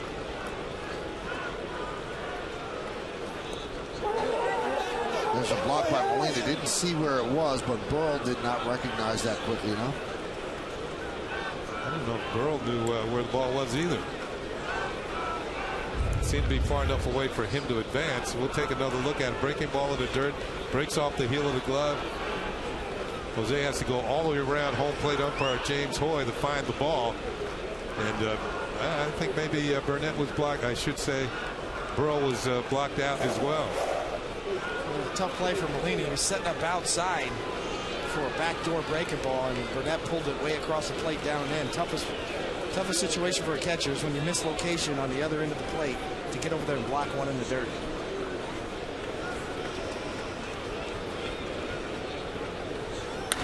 Line drive, base hit to right field. Burrell will stop at second, so a single for Gross. It's 2 hits for Gross now as he got himself into fastball counts both times. It gets himself a fastball up towards the middle, drills it through the hole into right field for a base hit. Always been a solid defender in the Blue Jays organization, but they came up with some other outfielders. Now, we were talking about this yesterday with Jabba. Jabba threw 5 2/3 innings, 108 pitches. You see Burnett with 104. And David, you made the point. You can't pitch the contact when your pitches are so good and people are going to swing and miss. But the way the Yankee bullpen is right now, it's not a good thing to not be able to get out of the 6th inning because they're not pitching well enough to make those last innings count. And it's a very dangerous tightrope. Bartlett bunts, and it's a beauty. Sacrifice successful. 2-4 as the runners move up. You know, Michael, it's not only the swings and misses, it's the foul pitches if you foul them off. And you can't quite put the hitter away. Those add up as well. Here's Bartlett and doing something that he does very well. Only one Yankee could get to that ball, and that's Molina. He does, throws on to first. That's the only play he had, and the sacrifice is successful. Well, the thing is, Michael, there's a big difference between A.J. Burnett and Jabba Chamberlain. Jabba Chamberlain is still establishing himself. He's very young. A.J. Burnett's in the prime of his career. You can run him up to 120 pitches. You can push him, obviously, a little further than you would Jabba. A ground ball would get a run in to short and second. And the pitch is low.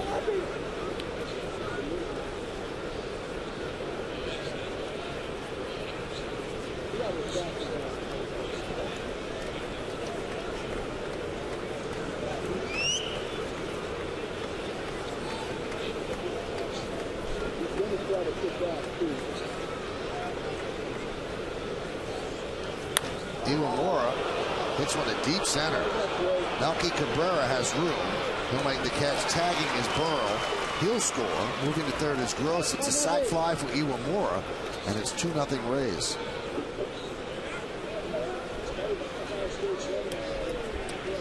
Well, the Rays building a run around a leadoff walk on a close pitch to Pat Burrell. Then the single, then the sacrifice, and then the sacrifice fly. That's an example of little things they were doing last year with more proficiency. All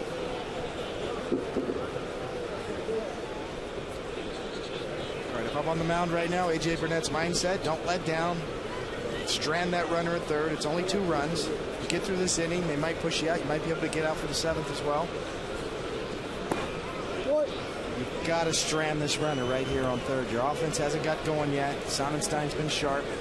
Very important part of the game here. Burnett's been good in this situation throughout his career with Runners in scoring position and 2 outs. Very important sequence right here. If you can get this out, strand that runner, then you can run him back out there for the 7th inning.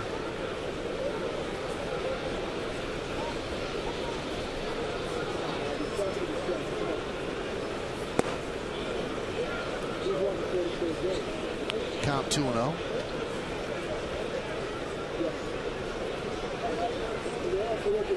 Morris had a couple of really good at-bats. That last sacrifice fly was driven to deep center. He drove the double to left field earlier in the game.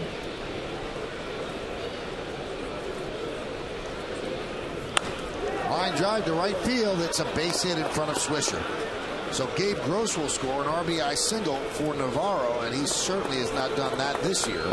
And it's 3-0 Rays.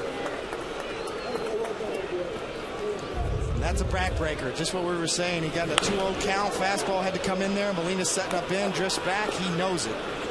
You got 2 outs. Now you give up the 3rd run. See Girardi with a quick meeting out there to Burnett just to check on him, see how he feels. We've talked about his pitch count and all the strikeouts, up to 110, 111 pitches. You're going to see some stirring in that Yankee bullpen.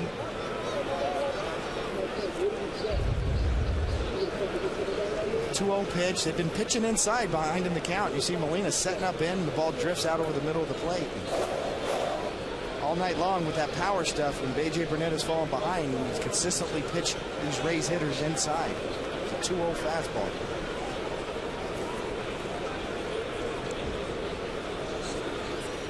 Pitch to B.J. Upton. There's a breaking ball that whispers across the outside corner for a strike.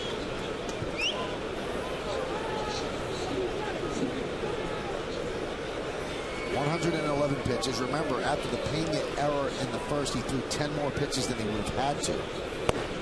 There's a strike. Come on, BJ. Come up.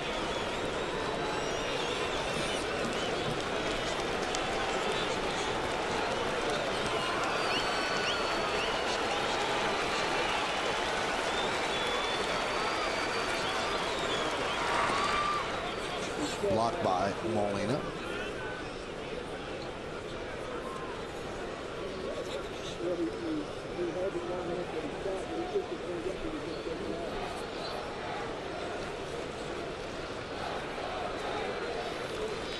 Navarro over there on first. The catcher kind of toying around with stealing the bag there. Tried to get an early jump on the last pitch. He's got one this year. Rays like to run the 1-2 from Burnett. High fly ball, right center. Melky Cabrera drifts back and makes the play for the final out of the 6th. But a tough inning as the Rays score 2 runs on 2 hits, no errors, and 1 man left. We go to the bottom of the 6th, 3-0 Rays.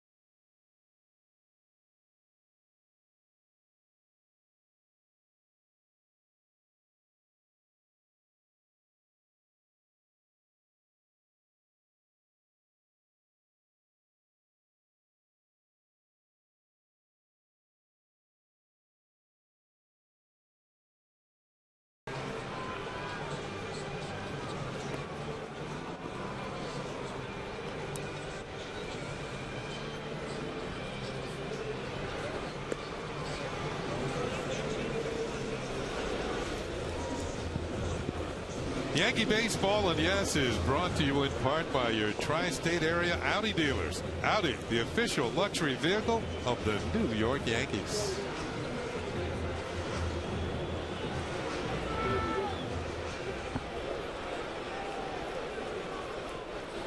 Bottom of the 6th inning. Jose Molina will lead it off. Yankee offense has to get rolling. They're down 3-0. It'll be 9-1-2 against Sonnenstein. And Edouard Ramirez throwing in the Yankee pen. Popped up. Gabe Gross is there. 1 pitch, 1 out. Time for another look at tonight's Toyota Text Ball. Once again, the question, which of these stars on the Rays would you most want to build a team around? You voted at 58-772, and here's how you voted. 72% agreed with me, Evan Longoria. And then it was close between Crawford and Upton, and the pitcher never gets any love, David. Scott Kazmir, 6%. I voted for Other. But somebody in the minors they haven't called up yet? Price, yeah. Dan Other. I think he plays second base for the Marlins. Oh, that's up. Longoria is a pretty solid choice. Yeah, I think he is too.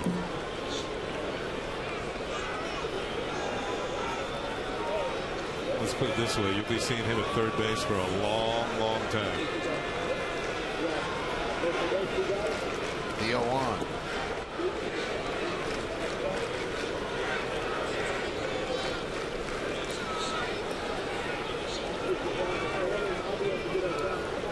Yankees had a 4-game winning streak before this 3-game losing streak, and during the 4-game winning streak they hit 317.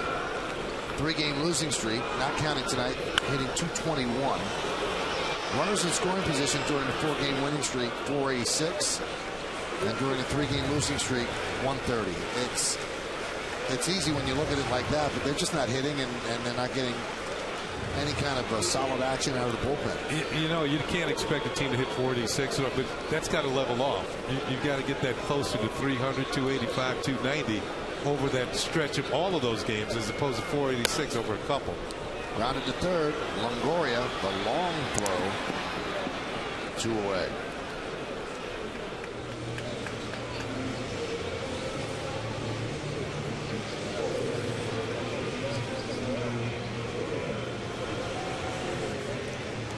That's going to bring up Johnny Damon. Derek is now 0 for 3 on the night. Along with David Cohn and Ken Singleton, I'm Michael Kay, and you're watching Yankees baseball right here on the YES Network. Bottom of the 6th inning is 3-0 Rays.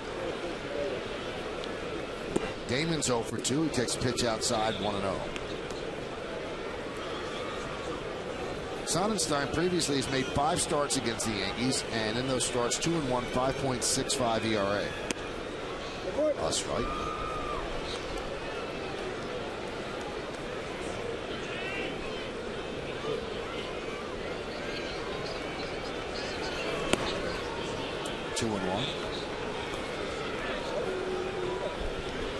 You notice he's not messing around on the mound either. He gets the ball right back. He's ready.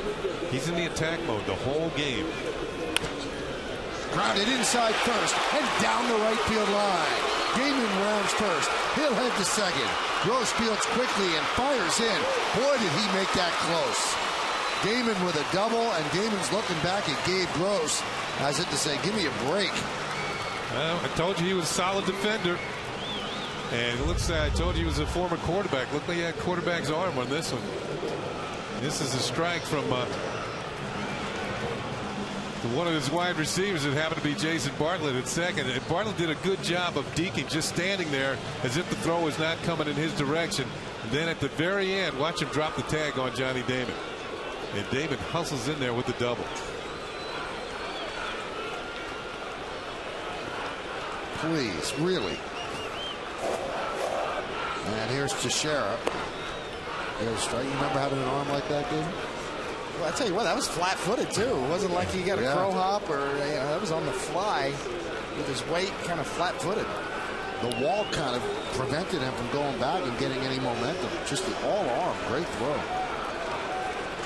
Teixeira's 1 for 2. Rounded foul. Now they have to shift against Teixeira. One more look at that throw from Gross. He does get squared up, but that's a quick release. He got over there quick, fielded the ball, shifted his weight quickly, and just heaved it all the way in the air. Johnny Damon cannot believe it.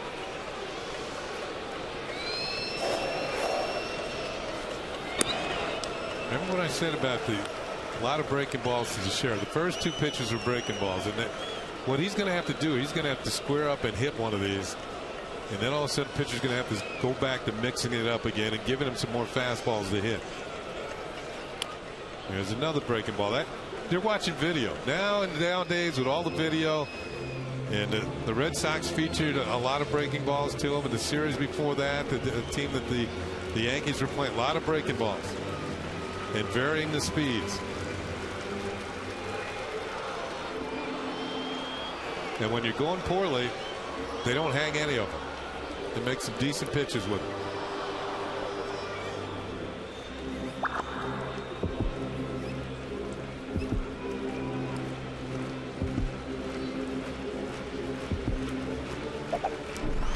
So the conference on the mound is broken up. Yankees trail 3-0. Runner at second, 2 outs, bottom of the 6th. Teixeira at the plate.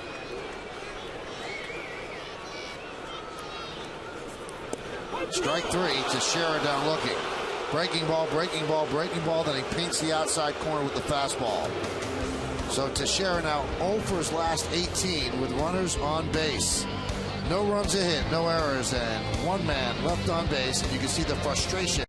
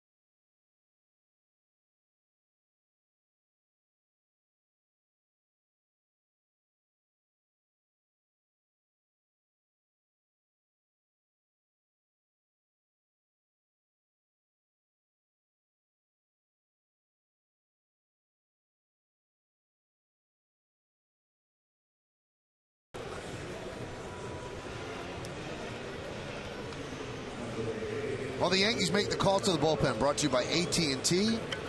Your world delivered.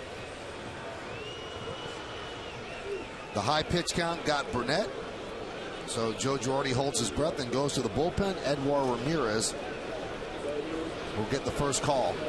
And the backbreaker for Burnett was obviously that 2-out hit by Diana Navarro. Forced him to go a little deeper than he would have. If he would have got him there, I think Girardi might have run him back out there for the 7th inning. But once he gave up that 2-out hit and the 3rd run on the board, that was it.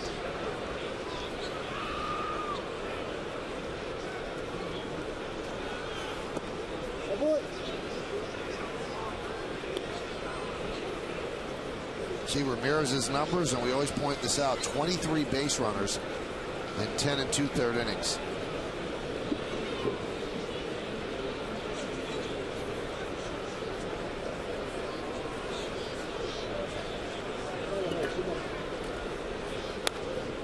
Foul away.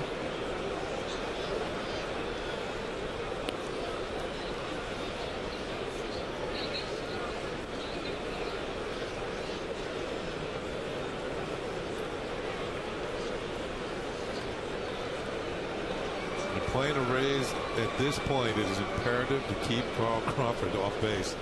Burnett did a good job of it. Soft roller up the middle. Jeter charges. Field fires. Not in time.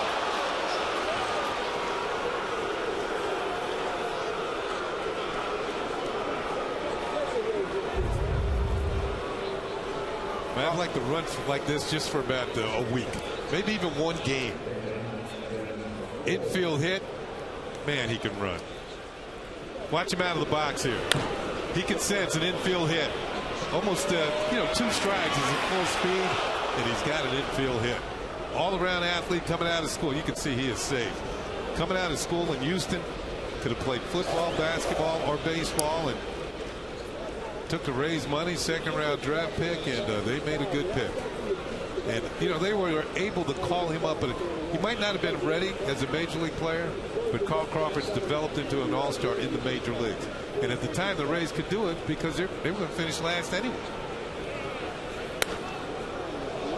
Fouled away. Well, I remember facing him when he first got called up. I was obviously still pitching for the Yankees and saw him down in Tampa, and I was impressed from day one. He just had, you could tell that he had good hand-eye coordination. Obviously, he had tremendous speed, but there's just certain guys you get a sense that, hey, this guy's going to figure some things out. He's got the tools. His stroke right from the start, even though he was hacking at some bad pitches, I left a couple over the middle of the plate, and he drilled them, his rookie year when he first came up, and he opened my eyes really from day one.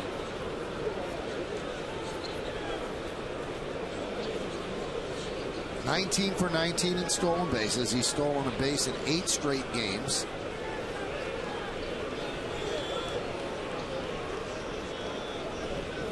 And the Yankees pitch out.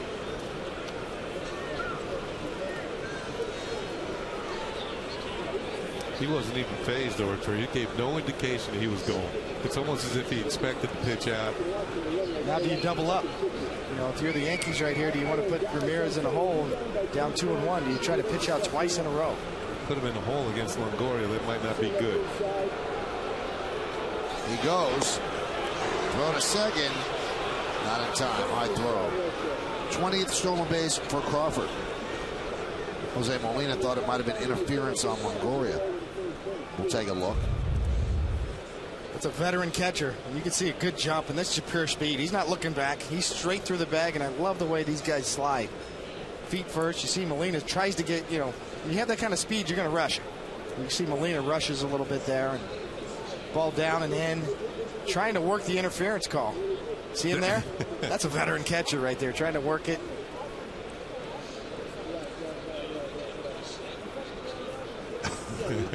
Like a jab.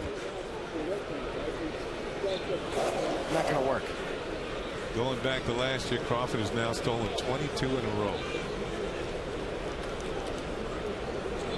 So Longoria with a runner in scoring position. Well, you wonder why Longoria has 35 ribbies. When you have Upton and Crawford in front of you, they're going to be people on base, and they'll be in scoring position. And Upton's really not starting to hit yet.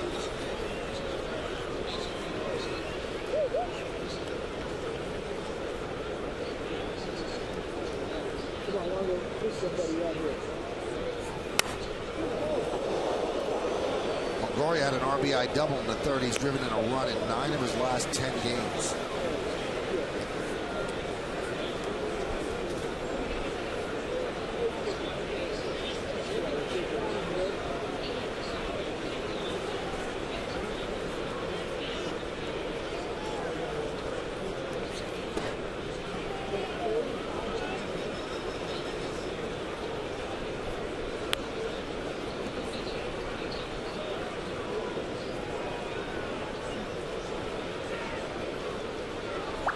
I know Flash is up in the studio watching this, and he talks about this a lot. When you watch Longoria take pitches and just spit on it, good changeup down there, he doesn't even offer at it.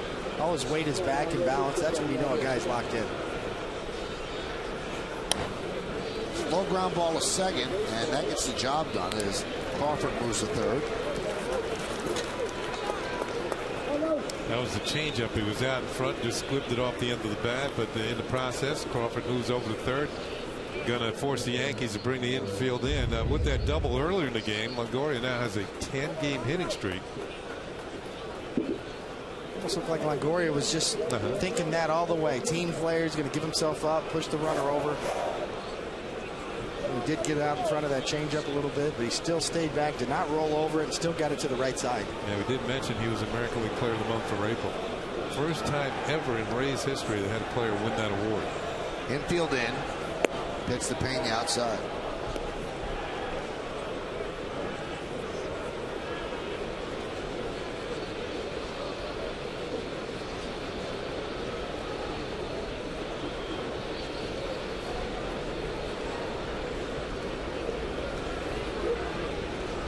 Nothing Tampa Bay.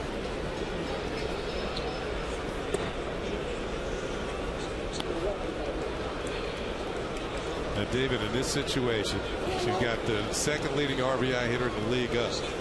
It is 2 balls and no strikes. Just be ultra careful. If you walk him, you got Pat Burrell, a chance for the double play. Yeah, you definitely do not want to give in this situation right here. You did not. You see with a 2-0 changeup. You have first base open. Although Ramirez is probably more effective, ironically, against left-handed hitters because of that really good changeup that he has. And Jonathan Albaladeo backing him up in the bullpen right here.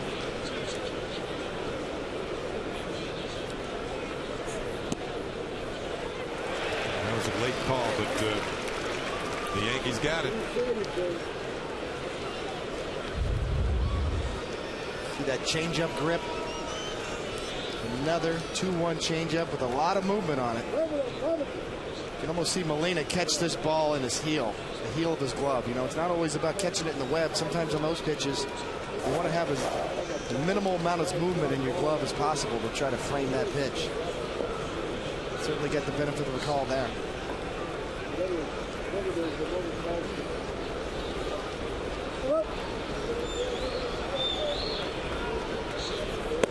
Struck him out. 3 strikeouts of Pena tonight. And 1 walk. That's a big strikeout for Edouard Ramirez. I think that's the line he had yesterday. He had 3 strikeouts and a walk, and this time he heats them up. After all those changeups, this one looks like a Nolan Ryan fastball. Went right on by him, strikes him out. If there's one thing about Pena, I know he's a good RBI man, great power. When he makes out, he has a tendency to strike out. Doesn't put the ball in play. Here's Pat Burrell. There's a strike.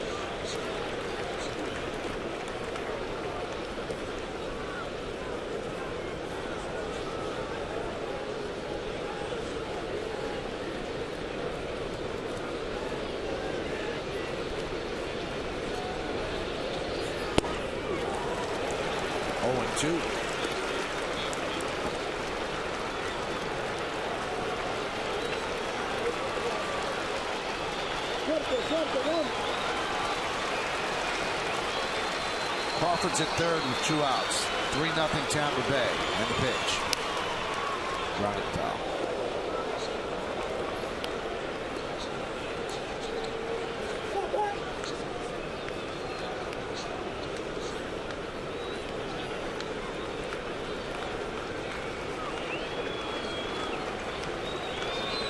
Rays have 7 hits. The Yankees have 4.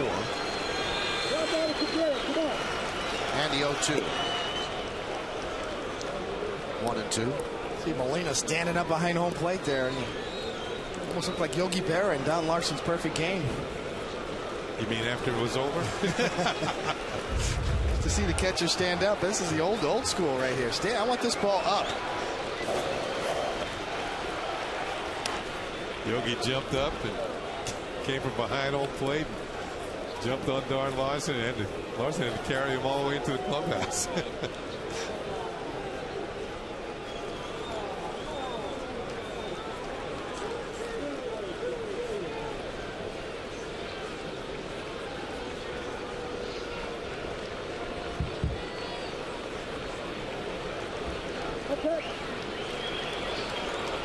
Kind of been back and forth. Change up, fastball, change up, fastball, change up.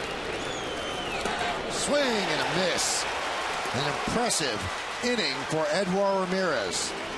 No runs, an infield hit, no errors, and one man left. At the end of 6.5, it's time for the 7th inning stretch here at the stadium. Yankees are trailing this one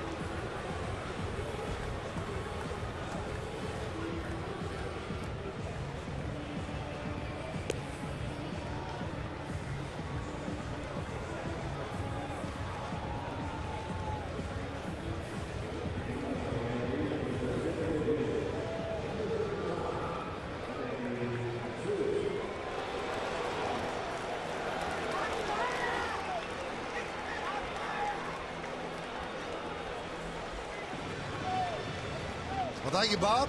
Here in the bottom of the 7th inning, Yankees trying to push across some kind of offense. They're trailing 3-0, 3-7-0, leading 0-4-1.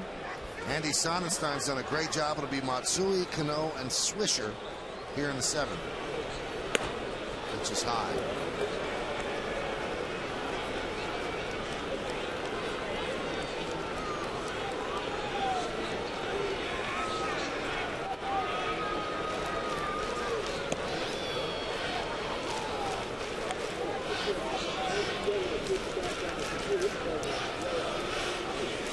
Looks like Sonnenstein's got his control back. You know, we talked about his good control last year. He was 6th in the league, 6th best, returning to 1.7 walks per 9 innings.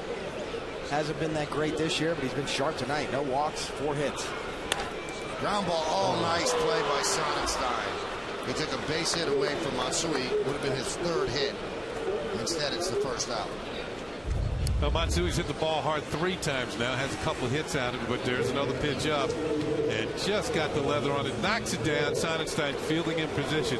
Part of being a pitcher is once you release the baseball, you become an infielder, a defender. And actually the closest one to the hitter. So you got to be on your game to make plays like this. Quick with the left glove hand and then spins and throws him out.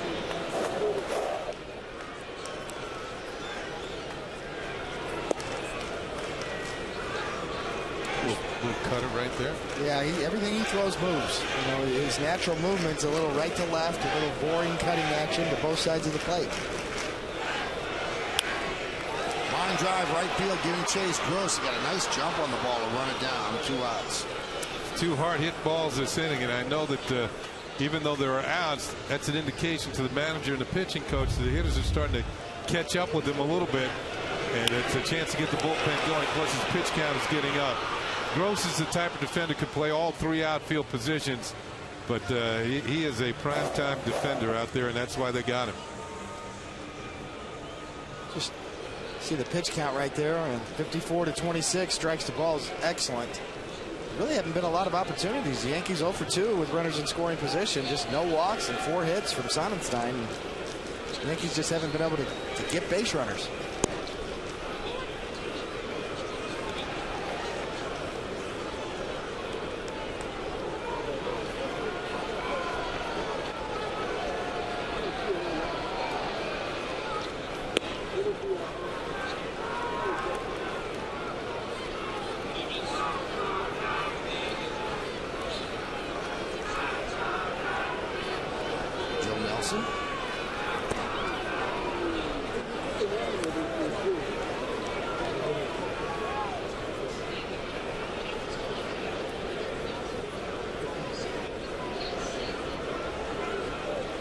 This is Sonnenstein's longest outing of the year.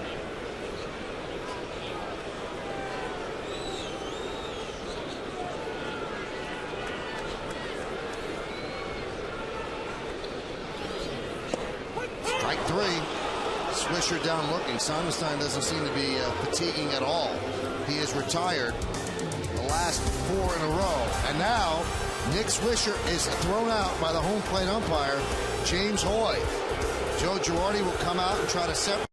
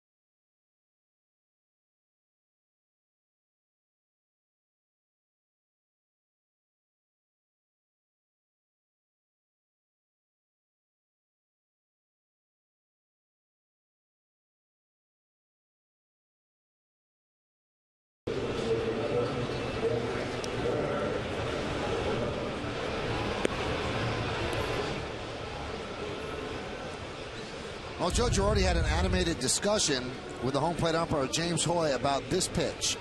This was strike 3 to Nick Swisher. Swisher didn't like it, said something to Hoy, and Hoy immediately threw him out.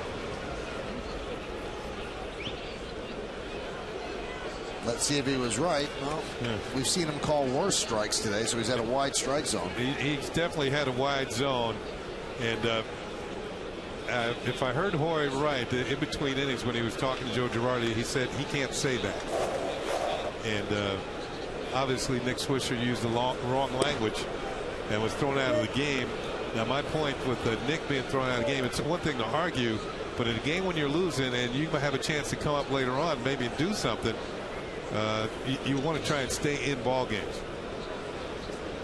You know, you could be upset with an umpire, but you can watch your language too. That was also a quick hook, in my opinion. I don't care what he said to him. You know, unless it was, you know, you can see that ball's around the plate a little bit. But you know what? Sonnenstein's been right on the plate all night long. He's had great control. You see Girardi thinks that ball's outside on those backdoor breaking balls they break around the plate. A.J. Burnett got a couple of calls too. It's been both ways. He's been consistent, but that was a quick hook. You see that a lot with a lot of young umpires now. They're trying to establish themselves, and you know, Swisher probably said that ball's outside, and certainly you can't argue balls and strikes. But you see, as you see, they're still jawing at each other, but you see veteran umpires that'll give you a little more leeway. I mean, that's a quick hook for a starting outfielder. You know, I mean, even if he did say that's outside, you generally, veteran umpires will have a little more leeway unless you really push it, and then they'll run you. But that was an awful quick hook. You know, I always felt that umpires would run you quickly when they weren't sure themselves if they were right. They're not going to stand there and take it. Well, generally, if you see a hitter jump right in an umpire's face and maybe bump him, that's a quick hook time. Jonathan Albaladeo has worked the count to 3-2 on Gabe Gross.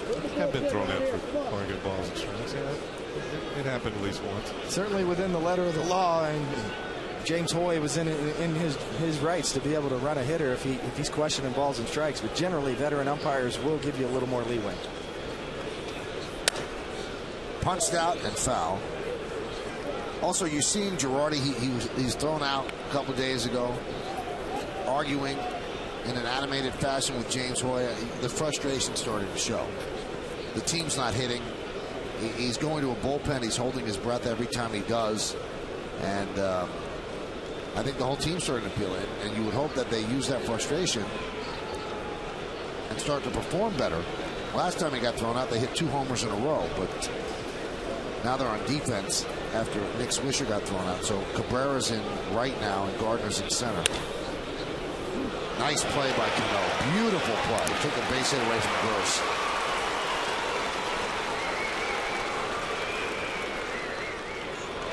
You know, one of the differences between the major leagues and the minor leagues, and everybody says, what are the differences? The pitching's better, the hitters are better, but also the defenders are better too. And they're at the top of their games. And in some minor leagues, those are base hits. The ball's going to get through. But when you get to big league second baseman and shortstops and third basemen, they're capable of the extraordinary play and just taking hits away from the opposition. In the minors, you get those hits. They help you get to the big leagues. But when you get there, some of those hits are going to be taken away on plays like the last one.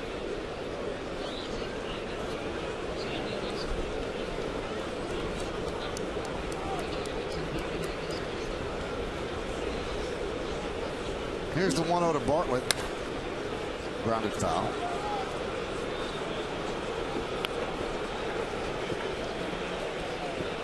Well, after the final out, join Bob Lorenz and John Flaherty back in the Yes Studio for the W.B. Mason postgame. Get all the highlights and stats from this game against the Rays and hear what the players have to say to Kim Jones in the clubhouse.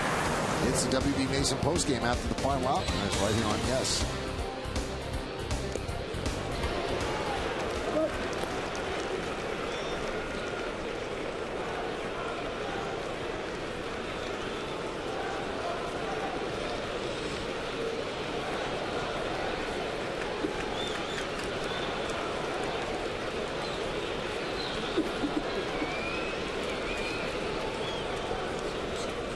One-two. Grounded left side. Diving stop by Pena. To his feet. Got him. 2 outstanding defensive plays by the Yankees for the first 2 outs.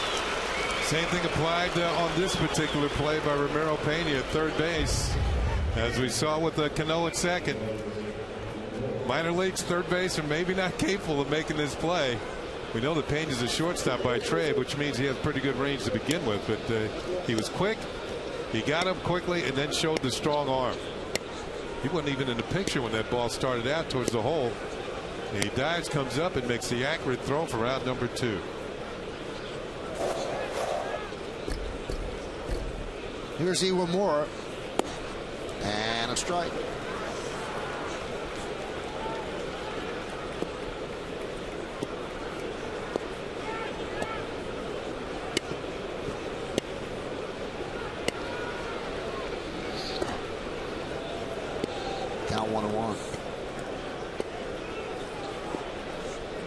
when Abaladejo's pitching well, you see a lot of ground balls. He's got a nice hard sinker.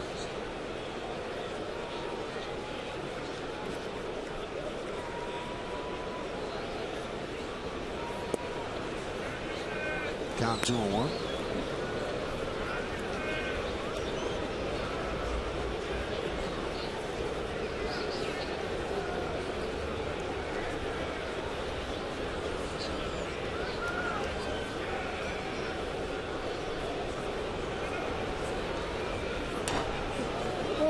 And the count 2-2.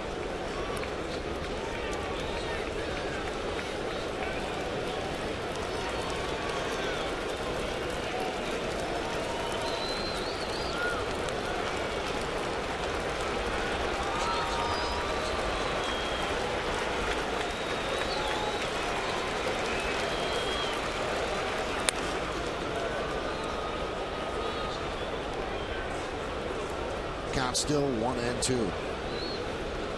Hey fans, tonight throughout the Yankee season on Yes, we're allowing you to vote along with the three of us here in the booth for the Chevrolet Player of the Game. Text your vote to 58772. Tonight's candidates are Sonnenstein, Longoria, Iwamura, and Navarro. Vote now, make your voice heard. Standard text messaging rates apply. That one missed inside. Count 3-2.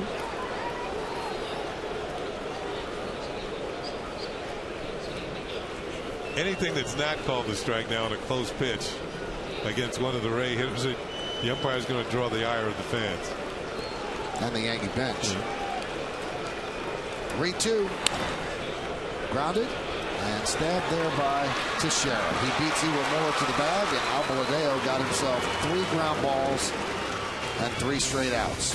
No runs, no hits, no errors, and nobody left on base. Yankees run.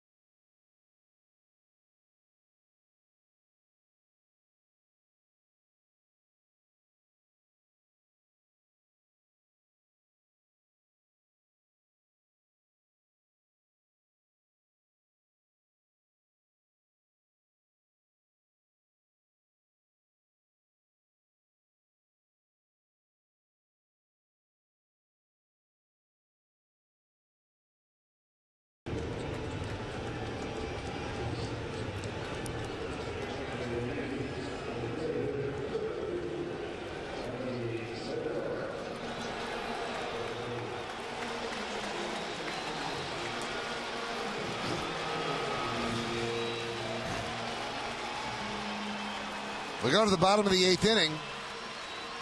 Yankees are trailing 3-0. A crowd of 42,585 here at the stadium. That'll be the bottom of the Yankee order against Andy Sonnenstein.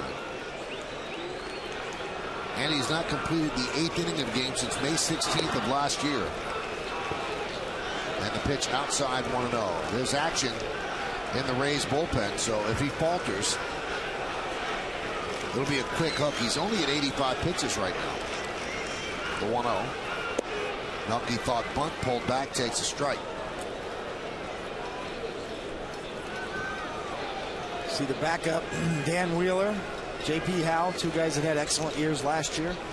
Really turned around that Rays bullpen from the previous year. Ground ball up the middle. Earl Moore gets in front of it, and there's one away.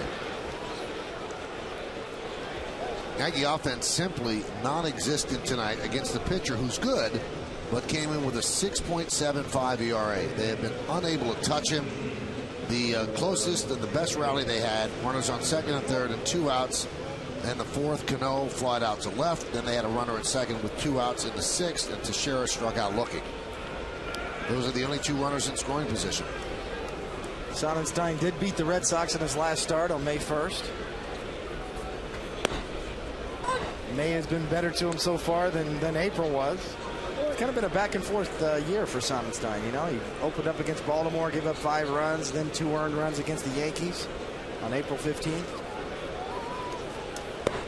And a strike. Yeah, he got a no decision in that game on April 15th, but the Yankees won the game. And then he had another quality start against Seattle, 3 earned runs in 6 innings, and he gave up 7 earned runs against Oakland. And then, as I said, he beat Boston in his last start.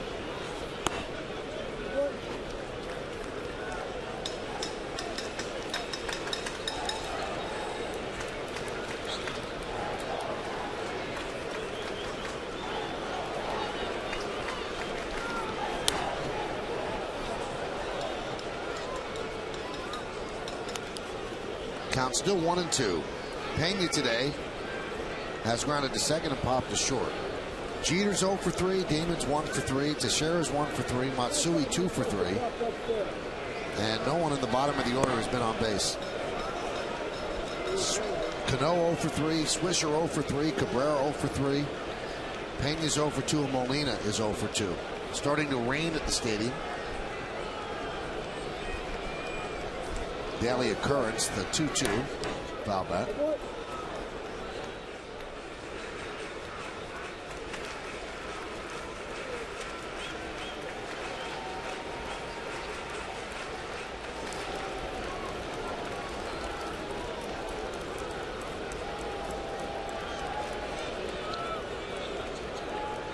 And the 2-2.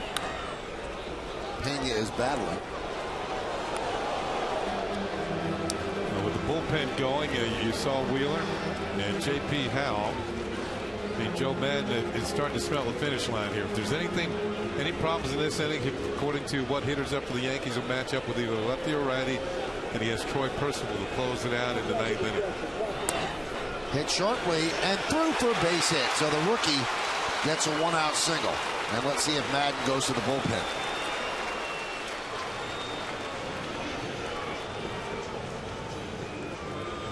Time to take a look now at the play of the game, brought to you by Geico. 15 minutes could save you 15% on car insurance.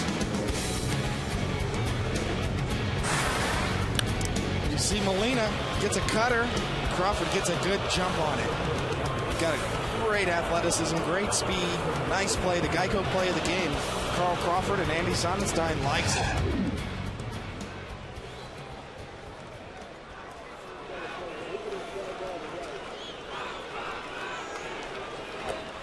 Pitch to Molina is outside. 1-0.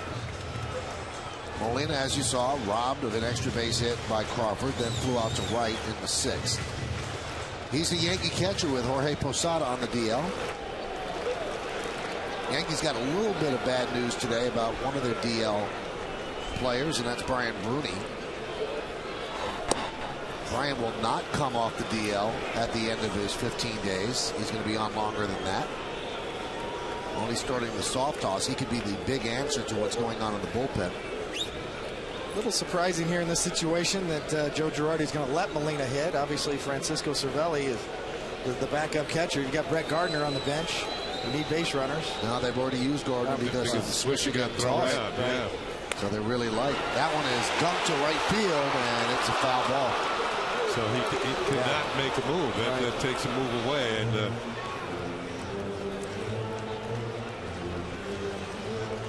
he's strapped right now. I mean, very, very short bench. Posada's on the DL. You've got a rookie as the second catcher, Francisco Cervelli. My mistake. And You got Burroa. I guess you could use Burroa. Burroa is your only choice. Yep.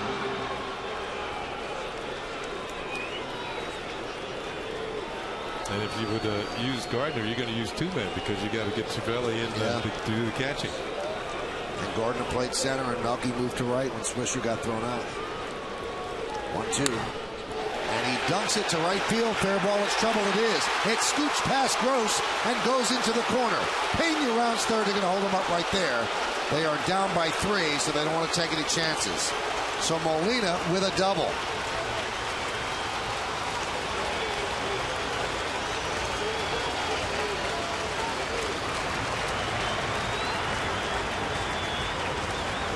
Well, he toyed with the right field line on the previous one, and this time he keeps it to the left of the line.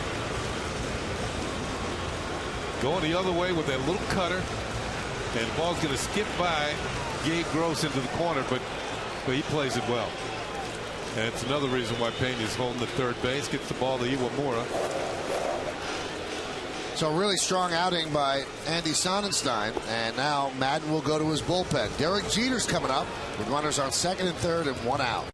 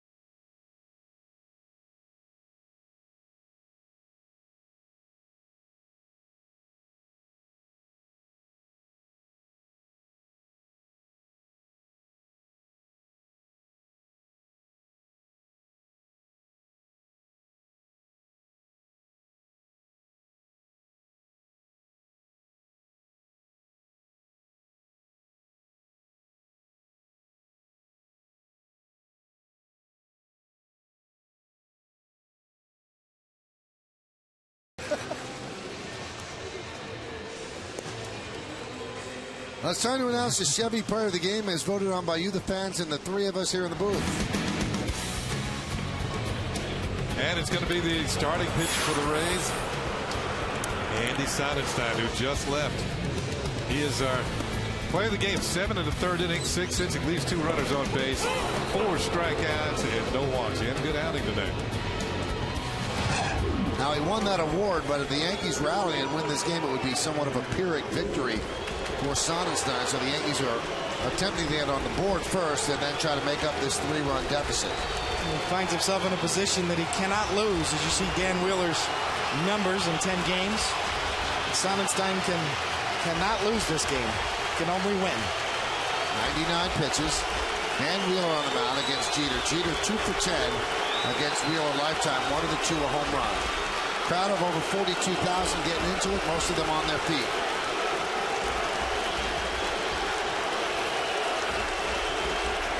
Yankees faced Wheeler on April 14th. They shelled him 1 inning, 4 hits, 4 runs. Fouled away. Wheeler has been a big part of the bullpen. Last year made 70 appearances and led the team in appearances. But right now, he's got to try and get out of the best opportunity, frankly, the Yankees have had all night. Second and third and 1 out.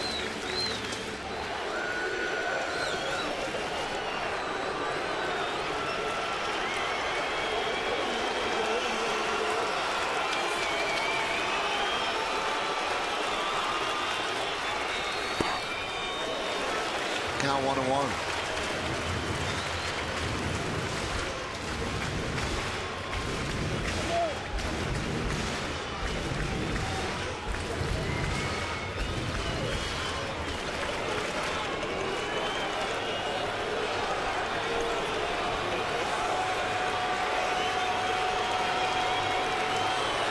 Pretty much fastball slider in his repertoire for Wheeler. 2-pitch pitcher. Count 1-2. So far this year, he's given up only 3 hits to right-handed batters, but 2 of them have been home runs. High fastball. Jeter trying to hold down. That was a borderline pitch. I don't know if he called it a strike or that he swung at it.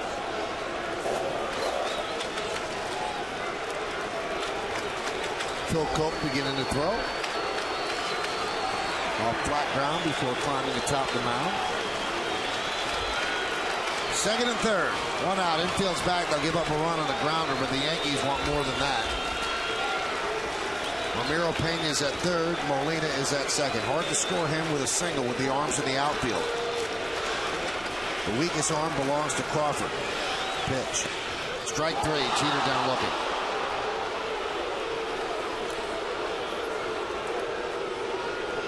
Two away. Pretty good looking pitch. Got a little run right back to the corner. You can see that right there. Jeter almost looks like he's trying to spoil it. Right there. Catches the corner. Good pitch. Good late movement.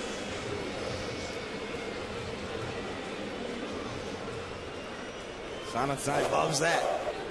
And now Wheeler's done as Madden mixes and matches with the lefty. Damon due up. He's going to bring in a lefty of his own. Now the Yankees have runners on second and third and 2 outs, trailing.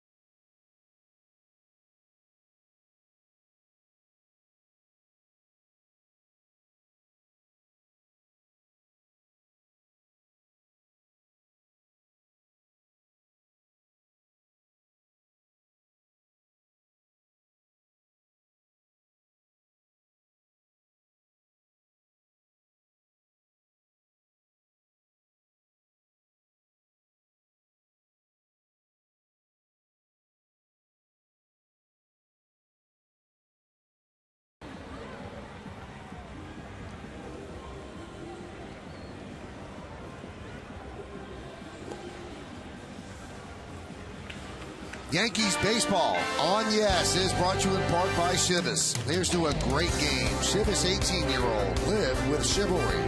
By IOTV. IOTV offers you incredible picture and sound. HD is free with IOTV. And by Avis, the official rental car company of the New York Yankees. Big spot for Johnny Damon. And he's going to face J.P. Howell, the left-hander. 2 left-handers in the bullpen for the Rays. This is what Howell's done. This is his 13th game. 12 strikeouts and 10 in the 3rd innings. Second and third, 2 outs. In the last 17 innings, the Yankees have had 3 runs put up on the board. Not a rally, nothing extended, all on 1 swing by Johnny Damon last night. Really the first chance the Yankee Stadium crowd has gotten to get on their feet, really sensing the moment. And the 1-0. 2-0. On deck is a switch hitter, Mark Teixeira. And nobody warming up in the bullpen. If Damon can keep this going, Teixeira will take his swings against Howell. And the reason for that is that there are 2 lefties following Teixeira, Matsui and Cano. Howell staying away from Damon, and now Pena wants to go talk with Howell.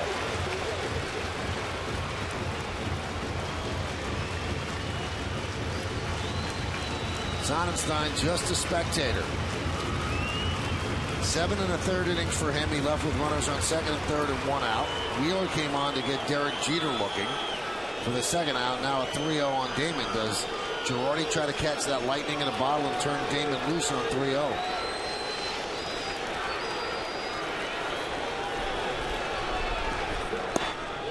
Taking all the way, 3-1. Okay, kid. Welcome up, down ball right here. Come on. Jump on off you right here.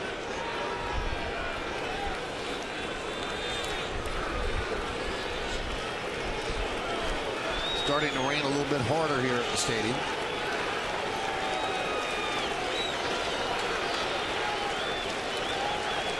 And the 3-1. He walked it. The bases are loaded for Teixeira. And Jim Hickey's going to come out and talk with Howell. Teixeira is looking for a signature moment as a Yankee. The other left-hander, Brian Schaus, beginning to throw. There's no argument that Mark Teixeira has struggled. Historically, a shaky hitter in April. It's raining right now, and the previous first baseman for the Yankees, Jason Giambi, made his mark in the rain for the Yankees. That's where he earned his pinstripes with that swing. Can another number 25 do it? Teixeira had a game against the Red Sox with 2 home runs, but he needs big hits in big moments. That's why the Yankees brought him in. Tonight, he's 1 for 3. He has Ramiro Pena at third, Jose Molina at second, Johnny Damon is at first. Look at the numbers with the bases loaded. He's 0 for 4 lifetime against Howell. Could this be a signature moment for Mark Teixeira? Changeup, and it is really raining here at Yankee Stadium. Eerie how Giambi did it in the rain with the bases loaded. And now this could be Teixeira's chance as well.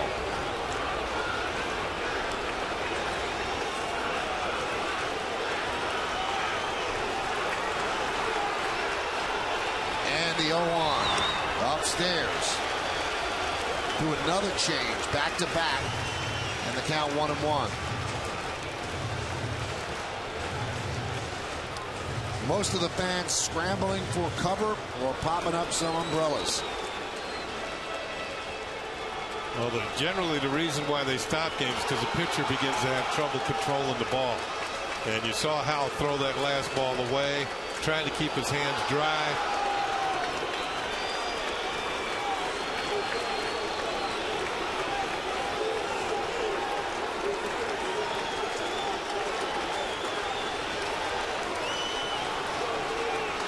The 1-1.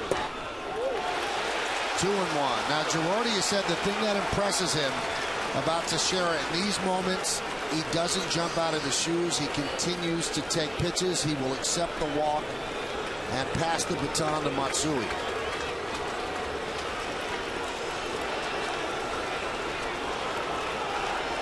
The 2-1. Line drive, left field. It is a base hit. 1 run scores. Molina scores. They're going to wave home Damon. He scores. It is a bases clearing 3-run double for Mark Teixeira as the Yankees have tied the score at 3.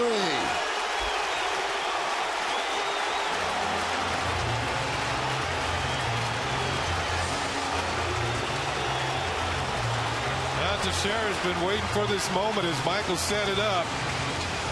Andy Sonnenstein cannot win this game. As Teixeira has come through, times being called as it looks as though the Rays are going to go to their bullpen one more time as J.P. Howell cannot get the job done. As Teixeira picks up his 13th, 14th, and 15th run batted into the year, and we've got a tie game. Let's see this. I don't know if it was a changeup. We'll take a look. Whatever it was is towards the middle of the plate. He's going to hit it off the end of the bat.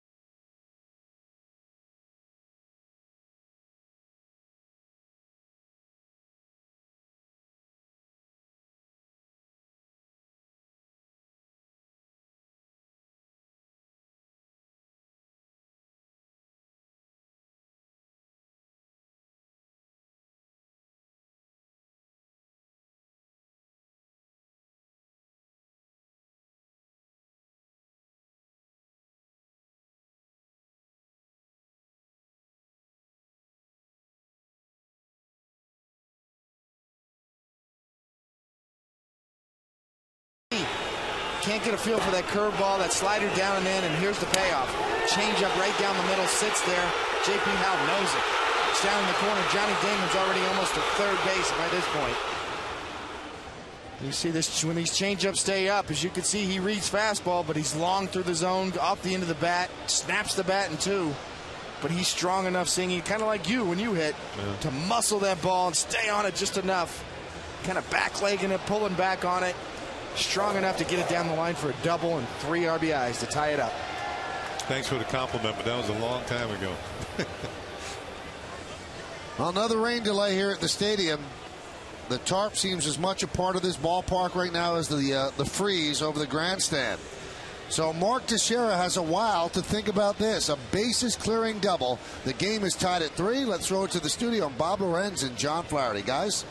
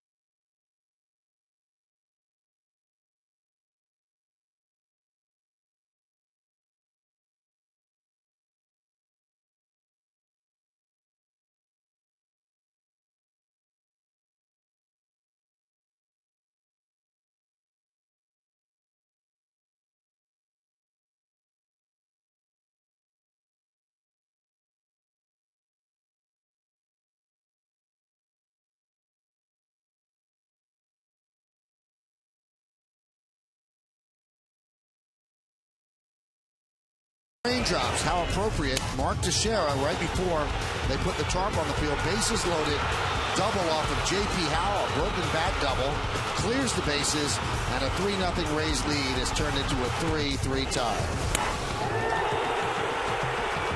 Well placed into the corner, and of course with 2 outs, everybody's off and running, including Johnny Damon. Here he comes, rounding third, and the game is tied. Didn't need to slide, but wanted to make sure.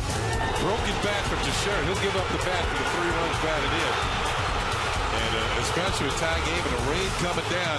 You know, when the rain's coming, you don't know how long the rain's going to last. You know, so the fact is that here it is. Damon once again carrying the mail. Game tied. So you can see the crowd in the background on their feet. Didn't matter if it was raining. When you join a new team, you're always looking for that seminal moment that you're going to feel a part of it, that the fans are going to embrace you. And Mark Teixeira certainly has not had a good April, and his rough going has leaked into May as well. But that was a big base hit for him, and you know, the teammates start to think that they could depend on you, and obviously you want to win the fans over as well. Well, he's handled himself very well. You know, with the media, he stood in front of his locker after every tough game. You could really see the emotion singing on his face when he's standing on second base after that double.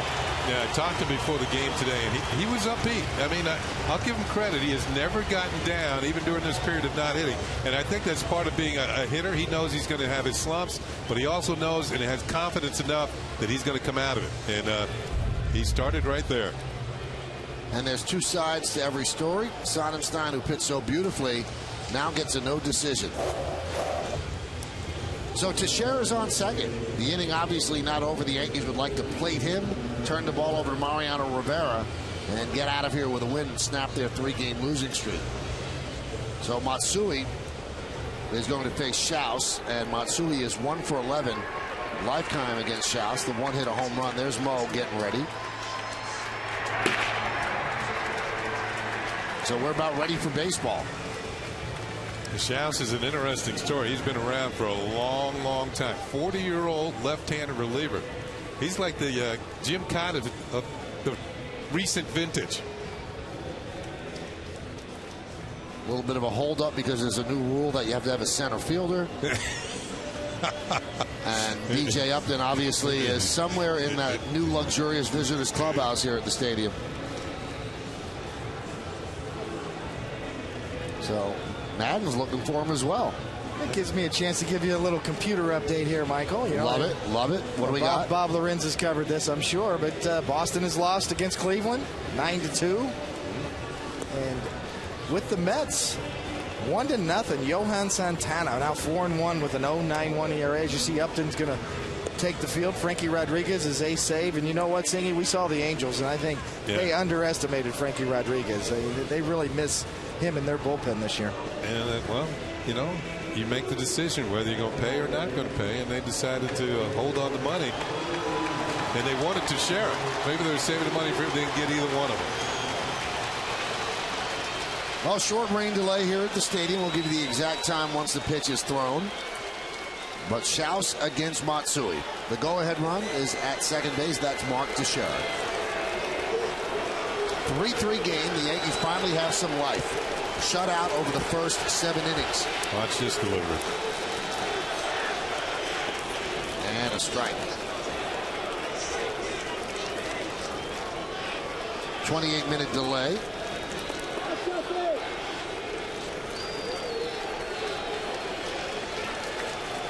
You can see why he's been around a long time.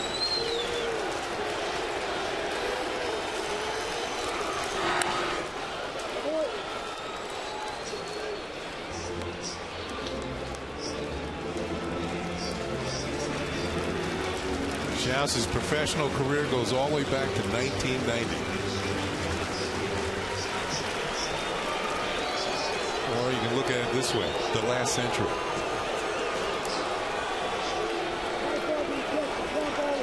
The 0-2. And he gets Matsui, who is now 1 for 12 lifetime against Schaus. But Mark Teixeira with a big hit. Bases loaded, 2 outs. And Teixeira through the raindrops gets a double to clear the bases. It's a tie game. We'll probably see Mo.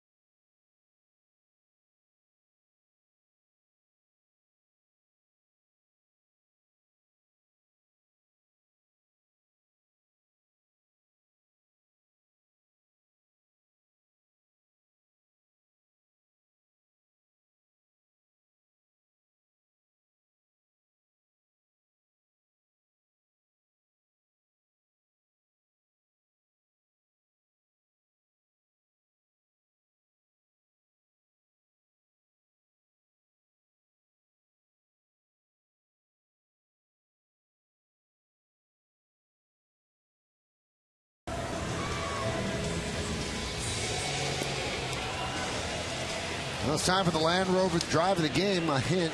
That could be it. That guy. We saw it just a moment ago. Our Land Rover drive of the game. Bases loaded. Reed coming down.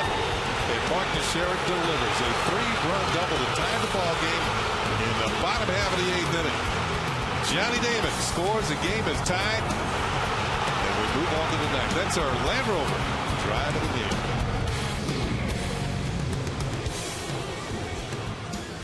So Mark Teixeira has to feel pretty good about things.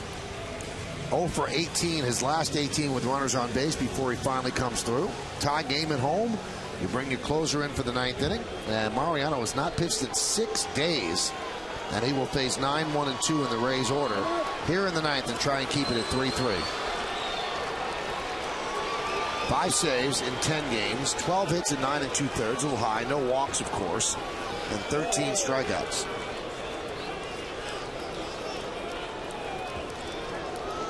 Here's Navarro, and there's a strike.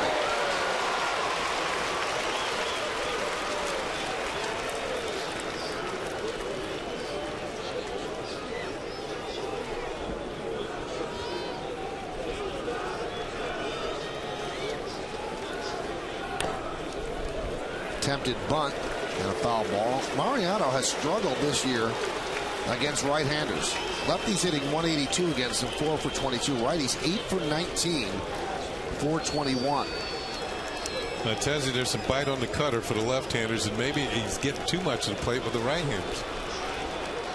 You know, all of the damage against Rivera, as you see those numbers, lefties and righties, all the damage has been on the road. He's been perfect at home at the new Yankee Stadium. 5 innings, no earned runs.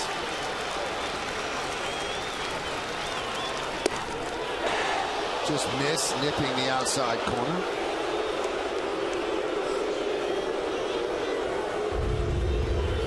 See Molina setting up away. Doesn't quite get the cut. That little four-seamer kind of stayed true and stayed off the plate.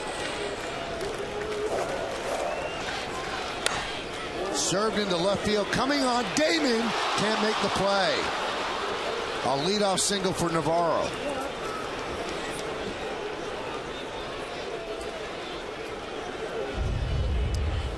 After going out there on the previous pitch, Navarro serves it, and off the heel of the glove, if it gets down in the palm, he's going to hold on to it. But this time off the heel of the glove as he's leaving his feet, and the ball's going to fall in for a base hit. Another look at it. If he gets it towards the pocket of the glove, he's going to make the catch.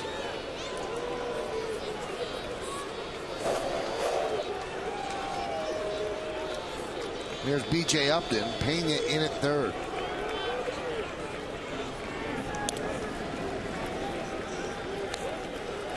Does Madden bunt with Upton, who could do a lot of damage with one swing of the at-bat, one swing of the bat.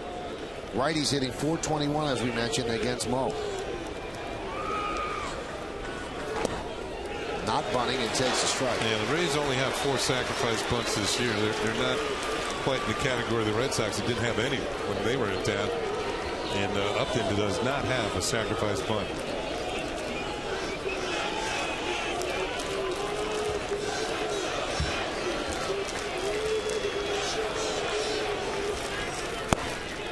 Strike. 92-mile-an-hour fastball. Upton 1 for 6 lifetime against Rivera. In fact, Navarro at first has 3 of the 4 sacrifice bunts.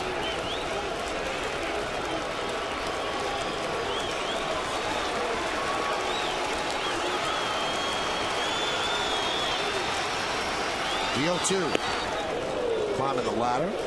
Burnett did that against Upton in the 4th inning, and he climbed along with him. Good 0-2 pitch there. You know, we noted that Mariano struggled against right-handed batters. Making a move a little bit. A little up the ladder, inside. Good idea right there. Now you can go back in and double up or go back down and away.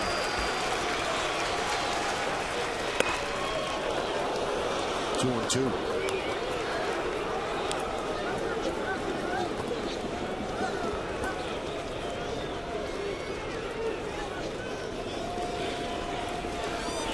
We first saw Mariano in the '98 World Series. Bruce Bochy, the manager of the Padres, pinch hit right-handed batters against Mo. 2-2. Served down the right field line, but out of play. Upton's checking his bat. That was off the end of the bat. Sometimes you look up and down the handle, you find a hairline fracture.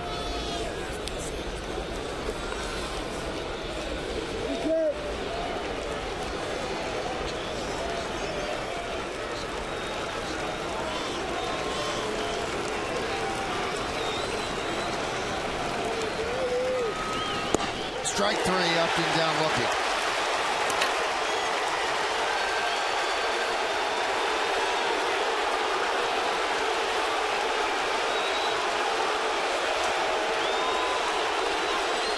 This time it's Madden's turn to get in between one of his players and a home plate umpire, and Upton still jawed.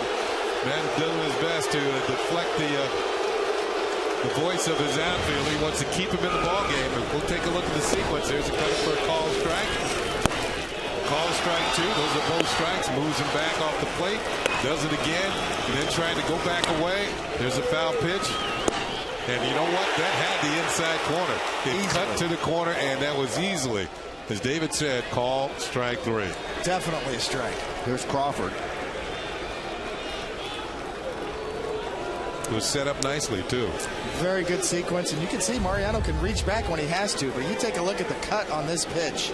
That's got a lot of plate, and it's certainly high enough. And when B.J. Upton goes back and sees the video, he's going to know it.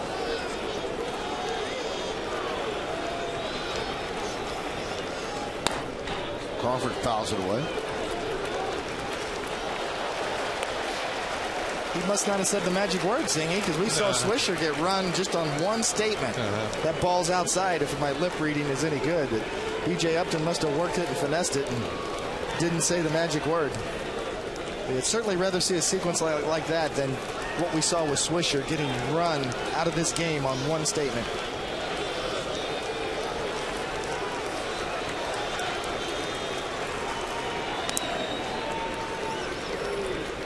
You know, the theory being, Singy, is you know that the players are hot. The umpires are supposed to be cold. And I understand you don't want umpires to get abused. And if you do say the magic word, obviously you're going to get run. But the players are running hot. And whatever Swisher said, boy, that was a quick hook on him. And B.J. Upton, obviously. See another foul tip. Molina's taken a few this series, but B.J. Upton obviously did not say the magic word because he could have been run there as well. You know, years ago, I think I was thrown out of a game once for arguing balls and strikes. As we take a look at this last pitch, cutter in on the hands. You can see Crawford trying to fight it off, and it gets a piece of painted. And the umpire who threw me out of the game, his son is umpiring at third base tonight, Mike DeMuro. The late Lou DeMuro threw me out of the game. I think it was in Kansas City. And I remember, you know, at the time I was among the league leaders in walks, and I trusted my eye. And I think Earl Weaver came out and said, "You know he's right, don't you?"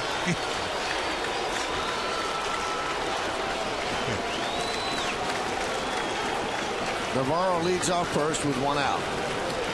Crawford up there with an 0-2 count. Strike 3 outside corner. Crawford down looking. Mariano hit the glove. Crawford didn't like the call.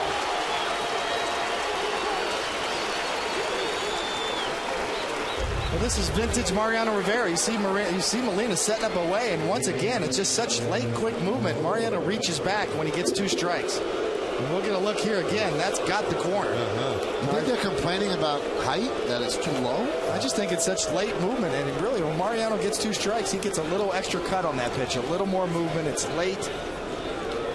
You know, you almost can't believe how much this ball moves and how late it moves. And you can see maybe Crawford thinks that's a little low, but an excellent pitch by Rivera once again. And you know, when you watched Molina catch, he played for the cut. He was off the plate and moved his glove back over. There's a strike to the dangerous Longoria. Let's take a look. Well, that was definitely across the plate above the knees. And it was clearly over the plate, so Crawford really doesn't have a complaint. And that is Mariano Rivera out there. The 0-1 outside. What a great matchup here. A 23-year-old superstar in the making, if he's not there already, against a surefire Hall of Famer who's closing in on the age of 40.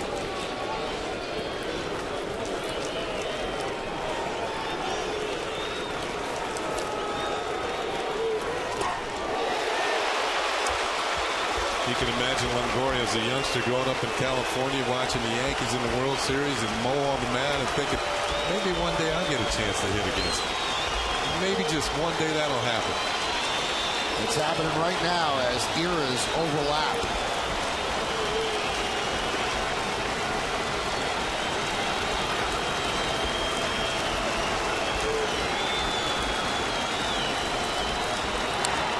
Stays alive.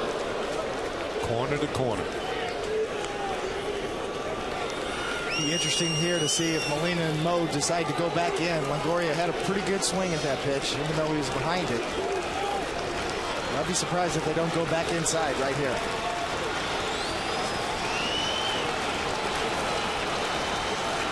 Mo shook him off.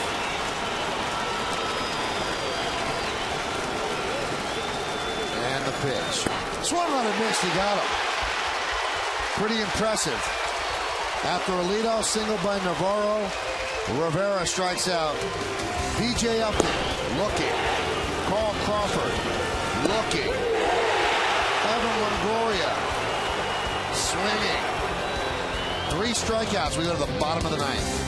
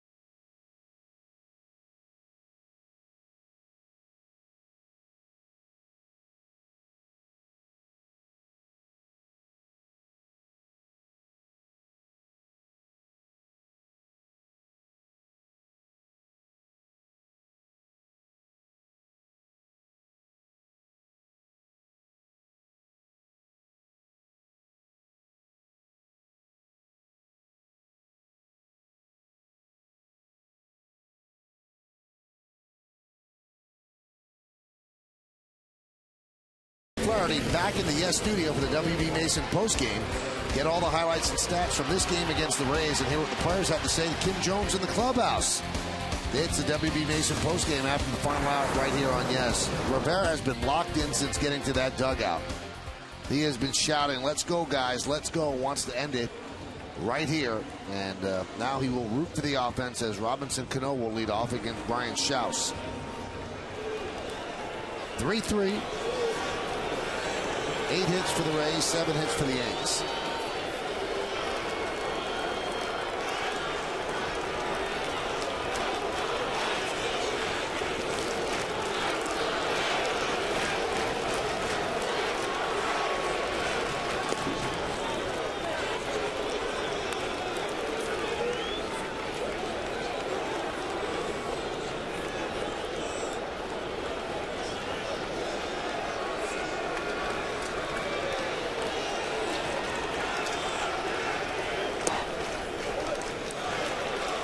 Shall slip on that last delivery, even with the diamond dust out there and all the rain that's been going on the last few days.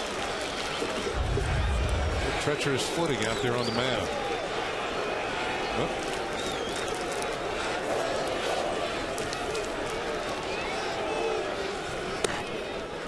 Count 2-1. Now you've got Gardner on deck. It's not Swisher who was thrown out of the game in the 7th inning. So if Cano can get on, Gardner's an outstanding bunter. He could move him to second base.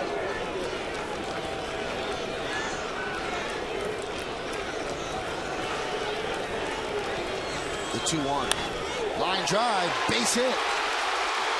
Cutting over is Upton. Cano thought about 2, but stays there at first with a leadoff single. Now the managing begins. I've not seen Rivera this animated in a long time. See, Robinson Cano stays on that pitch right down the middle. We talked about Robinson Cano. When he's going good, he pulls the off-speed stuff, and when he hits the fastball the other way, gets a little off-speed slider there, drills it in the gap, thinking two right away, but Upton's quick. He gets over there and cuts it off. Yeah, even as shallow as he plays, you're right, he can get over to the gap and cut it off. There's Mo's reaction to the leadoff single. And now let's see how the Yankees play it with Brett Gardner. He's what do you say, run ball? He wanted to get up the gap. Been raining a little bit. Outfield might be a little slow. Let's see if Gardner bunts. That makes sense. Cano leads off first, helped by Pena. And he's not bunting. And foul tips the ball.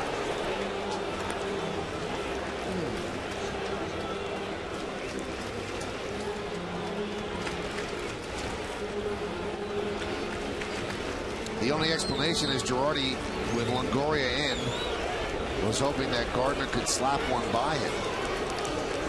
It's a situation here where if you do bunt, you want to take it with you to first base. You got a left-handed sidewinder who's going to fall off towards third base. You got good defenders on either corner. You got Pena holding on the runner, and if he can get it by the pitcher and drag it, you got a chance to beat it out. And now when he bunts to Longoria, they make the out at first, the sacrifice successful. So he gave him one shot to swing the bat. And you score that sac bunt 5-4 as the winning runs at second base. Certainly the end result is right, but you really want to bunt this ball to first base because Longoria is free to charge, and Longoria really just doesn't even take a look. Robinson Cano's fairly fast, so he takes the sure out, but I believe he might have had a play at second base right there, and that's why you want to bunt the ball to first base with the first baseman holding the runner on. But certainly got the job done, got away with it. Now you got a runner in scoring position, but you see Longoria is free to charge. He's got the ball, and he could have had a play at second base. Well, that's why textbook bunting skills, you got to bunt the ball to first base there. Well, Joe Madden goes to the bullpen to bring on the right-hander to face Melky Cabrera from the left side. The night over for Schaus, not for you.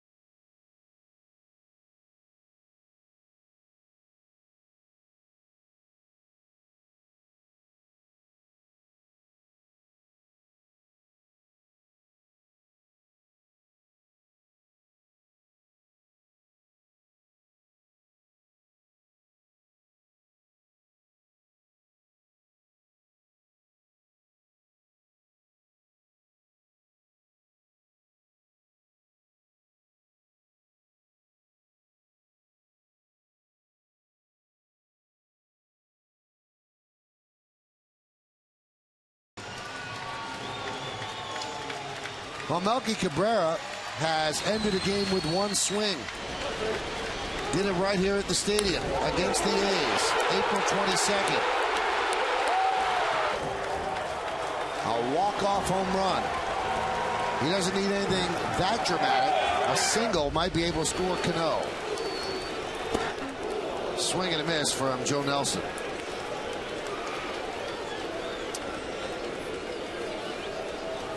Well, the Rays specialize in veteran relievers. Joe Nelson's been around the block, too. Atlanta, Boston, Kansas City, Florida, and now with Tampa Bay. The 0-1. Strike, 0-2.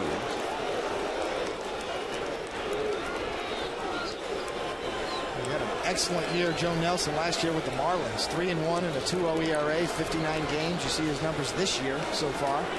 Had 60 strikeouts at 54 innings last year with the Marlins in 59 games.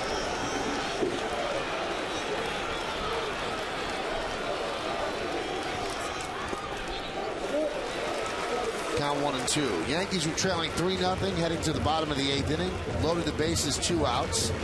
And Mark Teixeira connected with a bases clearing double. And that's where we stand right now at 3-3, bottom of the 9th inning.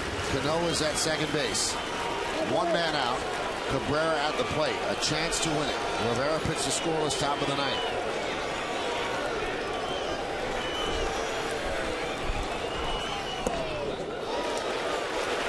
On deck is the rookie Ramiro Pena.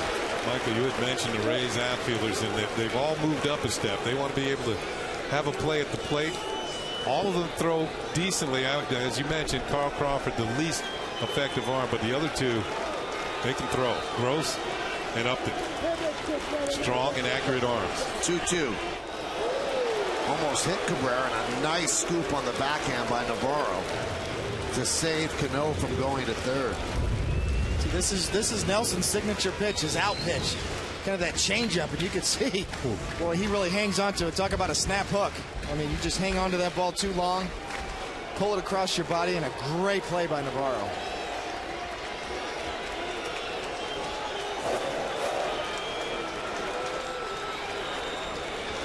And the pitch outside, so Melky walks. Melky fought back from an 0-2 count to draw the base on balls.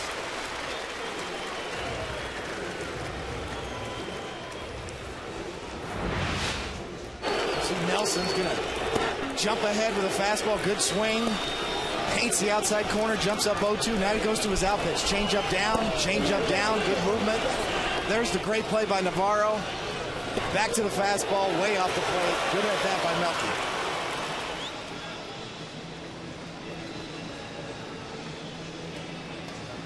So Melky is 0 for 3 tonight with that walk. So if the Yankees win it here, his 9-game hitting streak will end. I think he's rooting for that. Ramiro Pena will step in, and he's 1 for 3.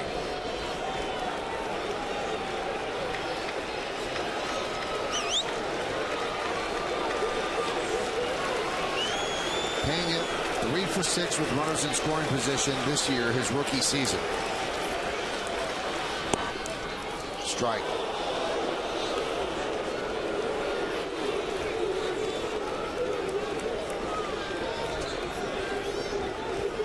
Defense pinches up the middle. They are deep in the corners, shallow in left and in center. And the pitch. Foul back.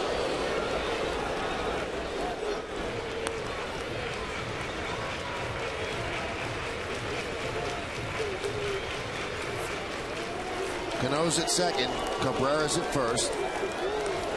The veteran Jose Molina on deck. The rookie Ramiro Pena, switch hitter batting from the left side.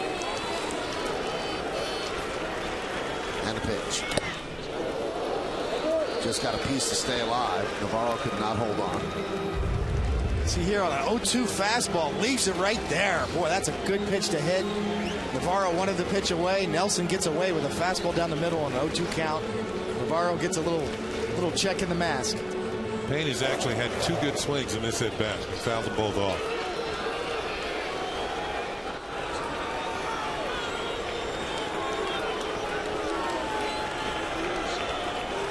The 0-2 tapped slowly toward third. Longoria fields.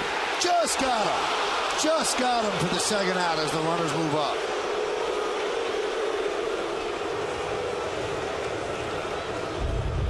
Well, if this ball gets by Longoria, it's going to be an infield hit, but he's showing his range at third and his strong arm. Got rid of it quickly. That was more like in the motive. Oh, that's close at first base.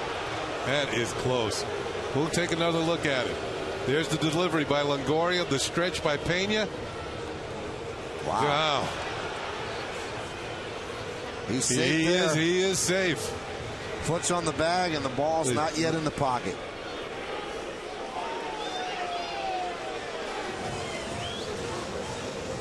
Well, Mo, the umpire, thinks that Del Scott blew it, and the replay shows that he did. Robinson Cano thought he was safe as well. Joe Madden continues to mix and match. With Molina due up, he goes to the bullpen again. The Yankees have a chance to win it.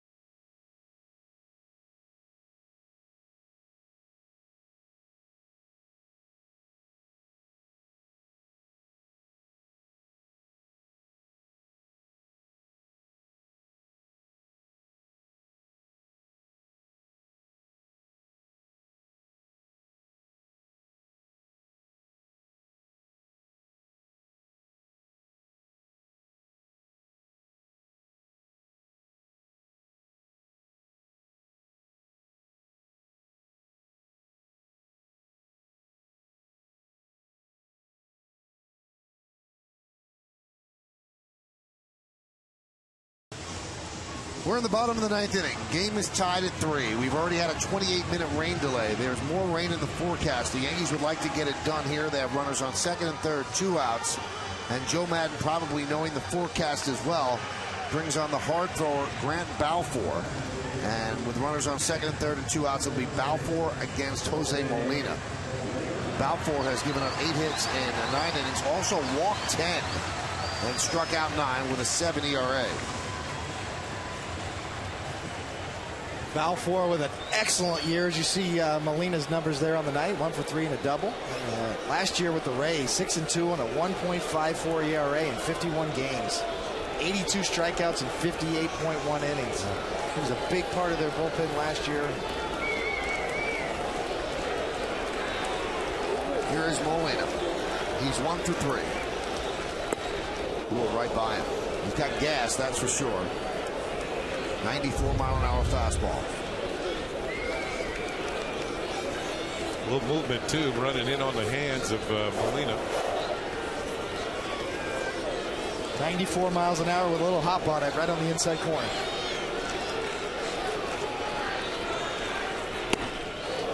Just overpowering Molina, and the count 0-2. Balfour does not mess around. You can see that's four-seam gas. Challenging guys, and that's what made him so effective last year.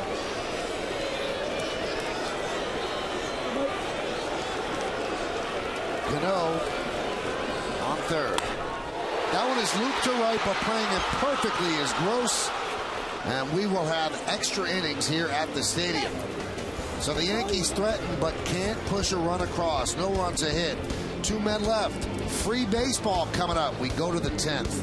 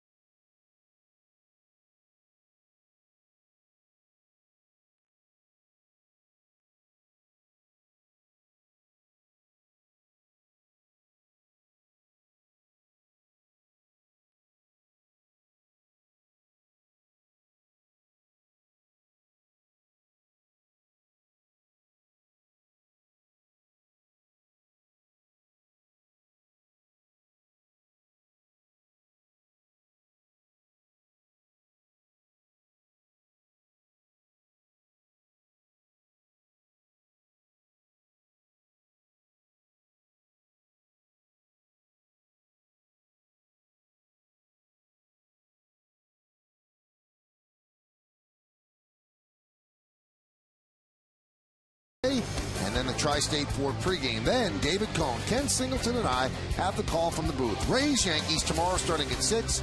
It's only on Yes. So Graham Balfour came in and did his job. And now the Yankees will have to milk the bullpen. Mariano threw a 3-strikeout 9th inning.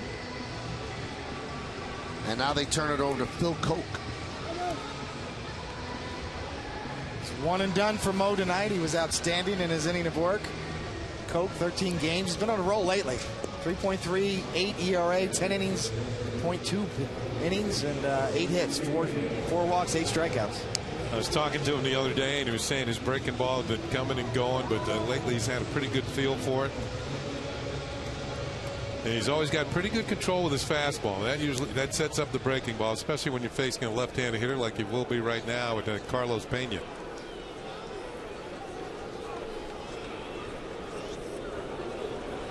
It'll be Pena, Burrell, and Gross. Koch's last 9 outings, 7 innings, 2 hits, 1 walk, 3 strikeouts.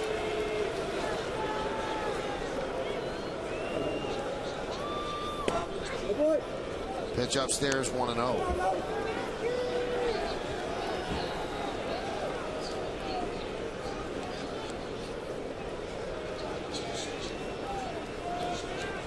Pena 0 for 3 with a walk, 3 strikeouts. That one's driven to right field and deep. Going back is Cabrera. See ya. 4-3 Tampa Bay.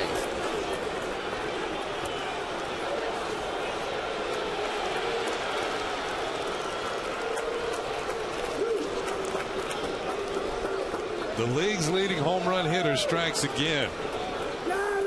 In fact, he's hit 6 home runs in his last 12 games. Tremendous bat speed. Got it where he could get to it. And I've always said it's not a bad thing to have the power hitters leading off an inning in tight ball games. You got to pitch to them. And there's a strike to Pat Burrell. 12th home run, that leads the majors.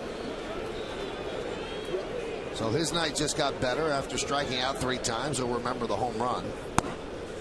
And Koch deals another strike on the outside corner, 0-2. See Molina's glove right here? He's not moving it. That's outer third. You got a 1-0 pitch. You got to get a strike. Pena gets full extension. Strike 3, Burrell down looking. Pena's a great fastball hitter, as you said, Singy, and he did not miss it on a 1-0 fastball.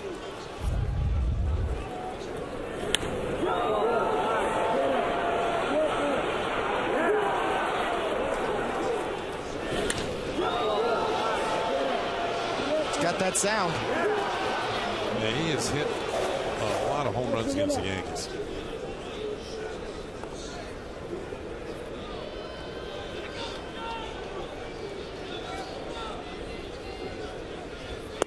Ben Zobrist will pinch hit for Gabe Gross. Zobrist is kind of a jack of all trades, and they can play all 3 outfield positions and just about every infield position. And is a switch hitter too, so that gives Joe Madden a lot of options when he wants to rest any of his players. And right now he's going for a right-handed hitter up against Phil Koch.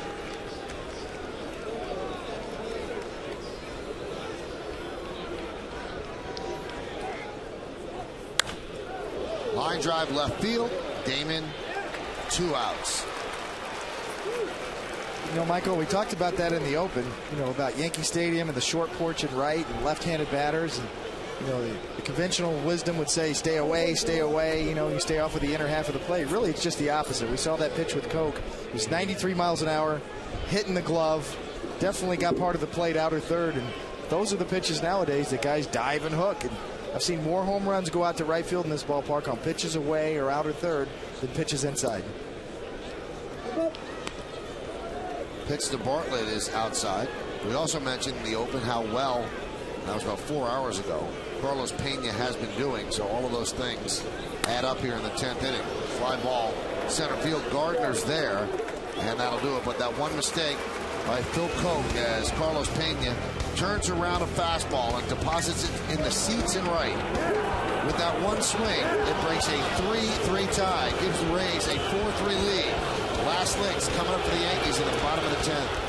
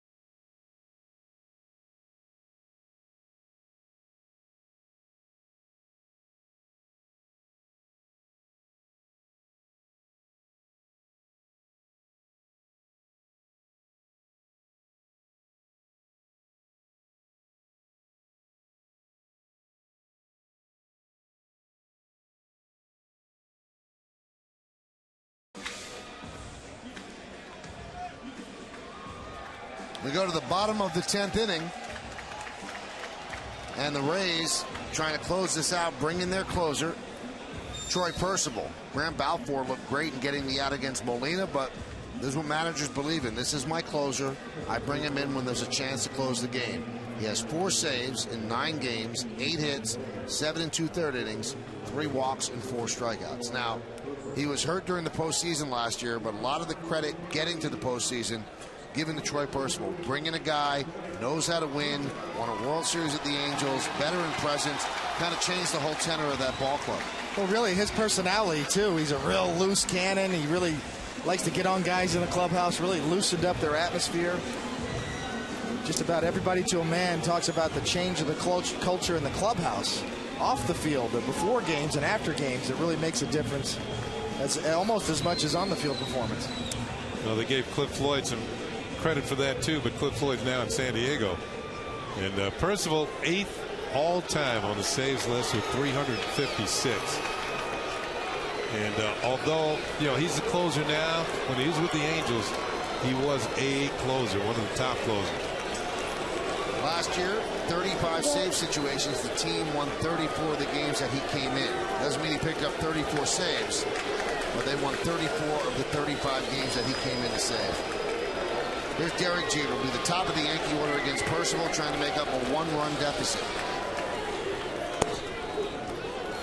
And there's a strike.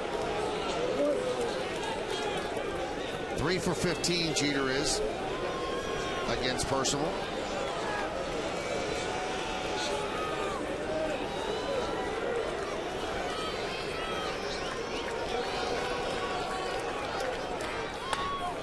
Foul back. Back in the day, Percival occasionally would hit triple digits with his fastball. I don't think that happens with that regularity anymore. Good location, 90 miles an hour on the first pitch, down and away on the black. That one right back inside on Jeter.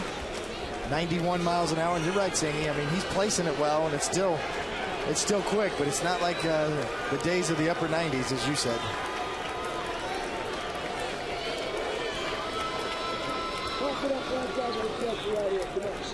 And the 0-2 to Jeter.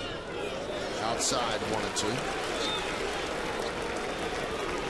This fastball's been consistently 91 in the 3 pitches to Jeter.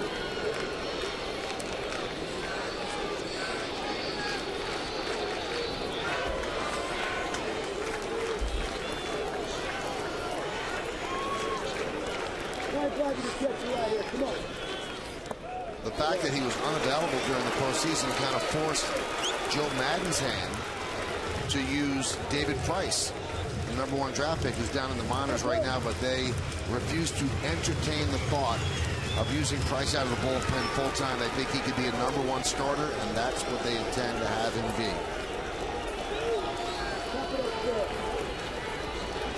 2-2. Grounded to first. Sure-handed Pena will beat Jeter to the bag, 1 away. You notice how Pena kind of went against the grain there? He was well into the hole, playing the hole. And usually in these situations, you're guarding the line. Or at least a little bit more than he was. Look how much room is there between he and where the ball is actually hit. And that's got to be scouting reports. Guard the hole. And he's right there. The ball's hit almost directly to him with all that running room back to first base. If the ball goes to his right, or his left, I should say, it could have been a double. Here's Johnny Damon. And a strike.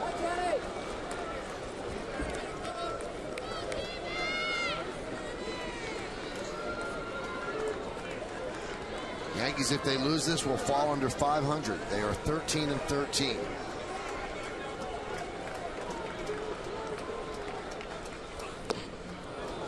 A wave by Damon, the count 0-2. Just excellent location from Percival so far in this outing. Just down and away at the knees on the black. Just off with that one. He's been really sharp with his control in this outing. It's almost like he has reinvented himself. He knows he doesn't throw quite as hard, so he's going for the corners more. Damon just stays alive. I think back when he was with the Angels, he was more of a see if you can hit this type of pitcher. And a lot of times you couldn't. Navarro's shaken up, and they're out to check on him. Percival actually has faced the Yankees this year. Yankees took 2 out of 3 from Tampa Bay at St. Pete earlier in the season. Let's see where this gets. Right on the elbow, the left elbow. Or on the glove hand. You see Navarro gets his throwing hand out behind him, a la Johnny Bench style. This one gets him on the glove hand. Nothing you can do about that. Their backup catcher is Michel Hernandez. And incidentally, Percival, when he faced the Yankees on April 15th, it was a taxing day for him. 2/3 of an inning, 2 hits and a run, and he took the loss. What type of day was it? Taxing. Yeah, I remember that.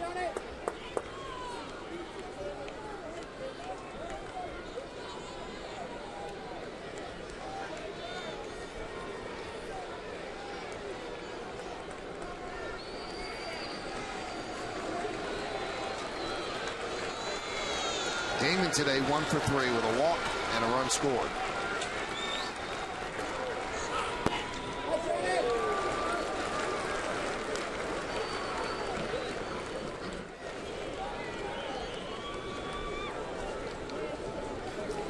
Not much success against Percival. 4 for 22.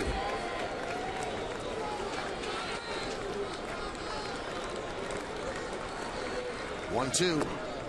Just missed. Damon walked to keep the Yankees' 3-run 8th inning alive, and that led to Teixeira's bases clearing double. Just missed outside.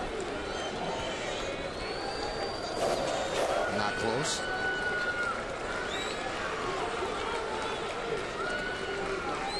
And the 2-2. Shattered back, high fly ball down the right field line. And Zobrist cannot make a play. Pieces of that bat all up and down the first baseline here as you see Zobrist well about 5 rows back.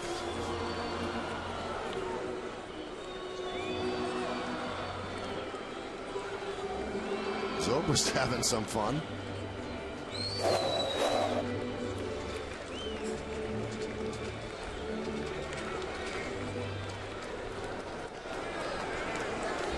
Count still 2-2. Damon gets another piece of lumber.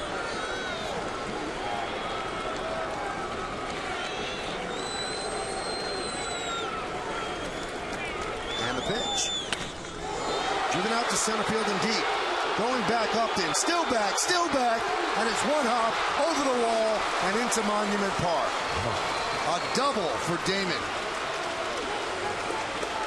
We mentioned Upton plays shallow. And they got burned right there. Well, the Yankees got burned because the ball hopped over the wall. And Damon hits this one well. He goes out to get it. You can see the barrel of the bat coming to meet the the ball and over the head of Upton. He gets burned on it, but the Yankees get burned as well. If this ball stays in play, Johnny Damon's going to have a triple. And he would have been at third with one out. Instead, it bounces into Monument Park, and he's going to have to hold at second base. There's Upton in full retreat. Can't come up with it. Well, Mark Teixeira will have another chance to be a hero. A big-time hit, a 3-run double in the 8th inning to tie the score. The tying run is at second base this time. Percival deals way high, and it gets away from Navarro. Going to third. Damon's in there.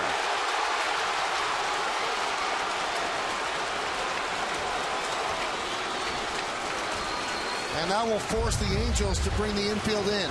Well, redemption for the Yankees on that ball that bounced over the wall, and Navarro actually slowed it down, but couldn't come up with it cleanly, and that allows Johnny Damon to scamper over to third base. There's the off-balance throw, and Damon's in there easily. Excellent base running night for Johnny Damon. Scored on the double from Teixeira on first base the last time. And quick read there to get to third. Infield in for Teixeira, the 1-0. Upstairs 2-0. On deck is Matsui. Yankees trail 4-3. We're in the bottom of the 10th inning. They trailed 3-0 and got 3 big runs in the 8th on one swing by Teixeira. It was raining then. It's raining now. The grounds crew at the ready.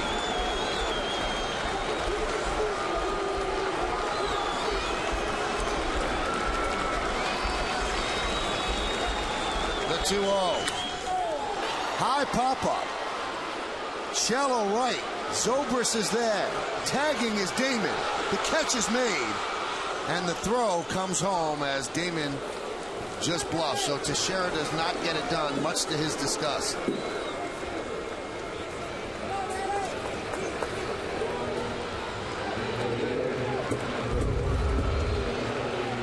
Here's Zobrist coming on. The ball is in shallow right field. He does all he can to catch the ball. The raindrops coming down, and then you can see the throw wasn't very long at all. And Johnny Damon had no chance to score from third base, and Mark Teixeira not happy. He's going to leave it up to Hideki Matsui. Matsui tonight is 2 for 4.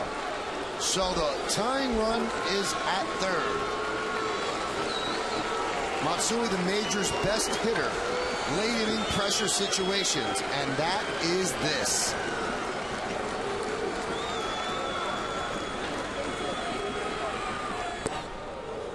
Pitch outside.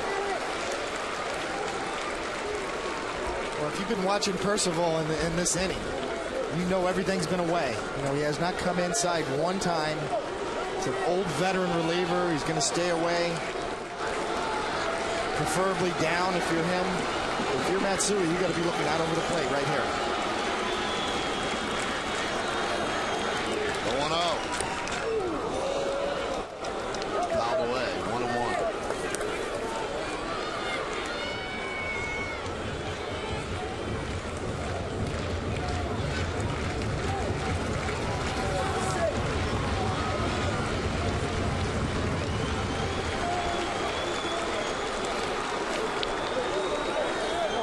One of the rare times you've seen Teixeira show any emotion. He had a good pitch to drive, too. A 2-0 fastball right there. We've seen him get under those pitches. Rain coming down harder.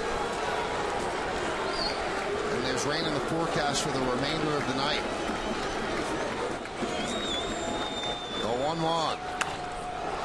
High fly ball left field. This should do it. Crawford is there, and he'll put it away, and the Yankees lose a tough one. 4-3 in 10 innings. In the 10th against Percival, no runs a hit, no errors, and 1 man left. The home run by Carlos Pena, the difference in this ball game, as Pena's home run broke a 3-3 tie, and the Yankees could not get that run back in the bottom of the 10th, and the Yankees have now lost 4 in a row, and they have dropped to under 500 at 13-14, while the Rays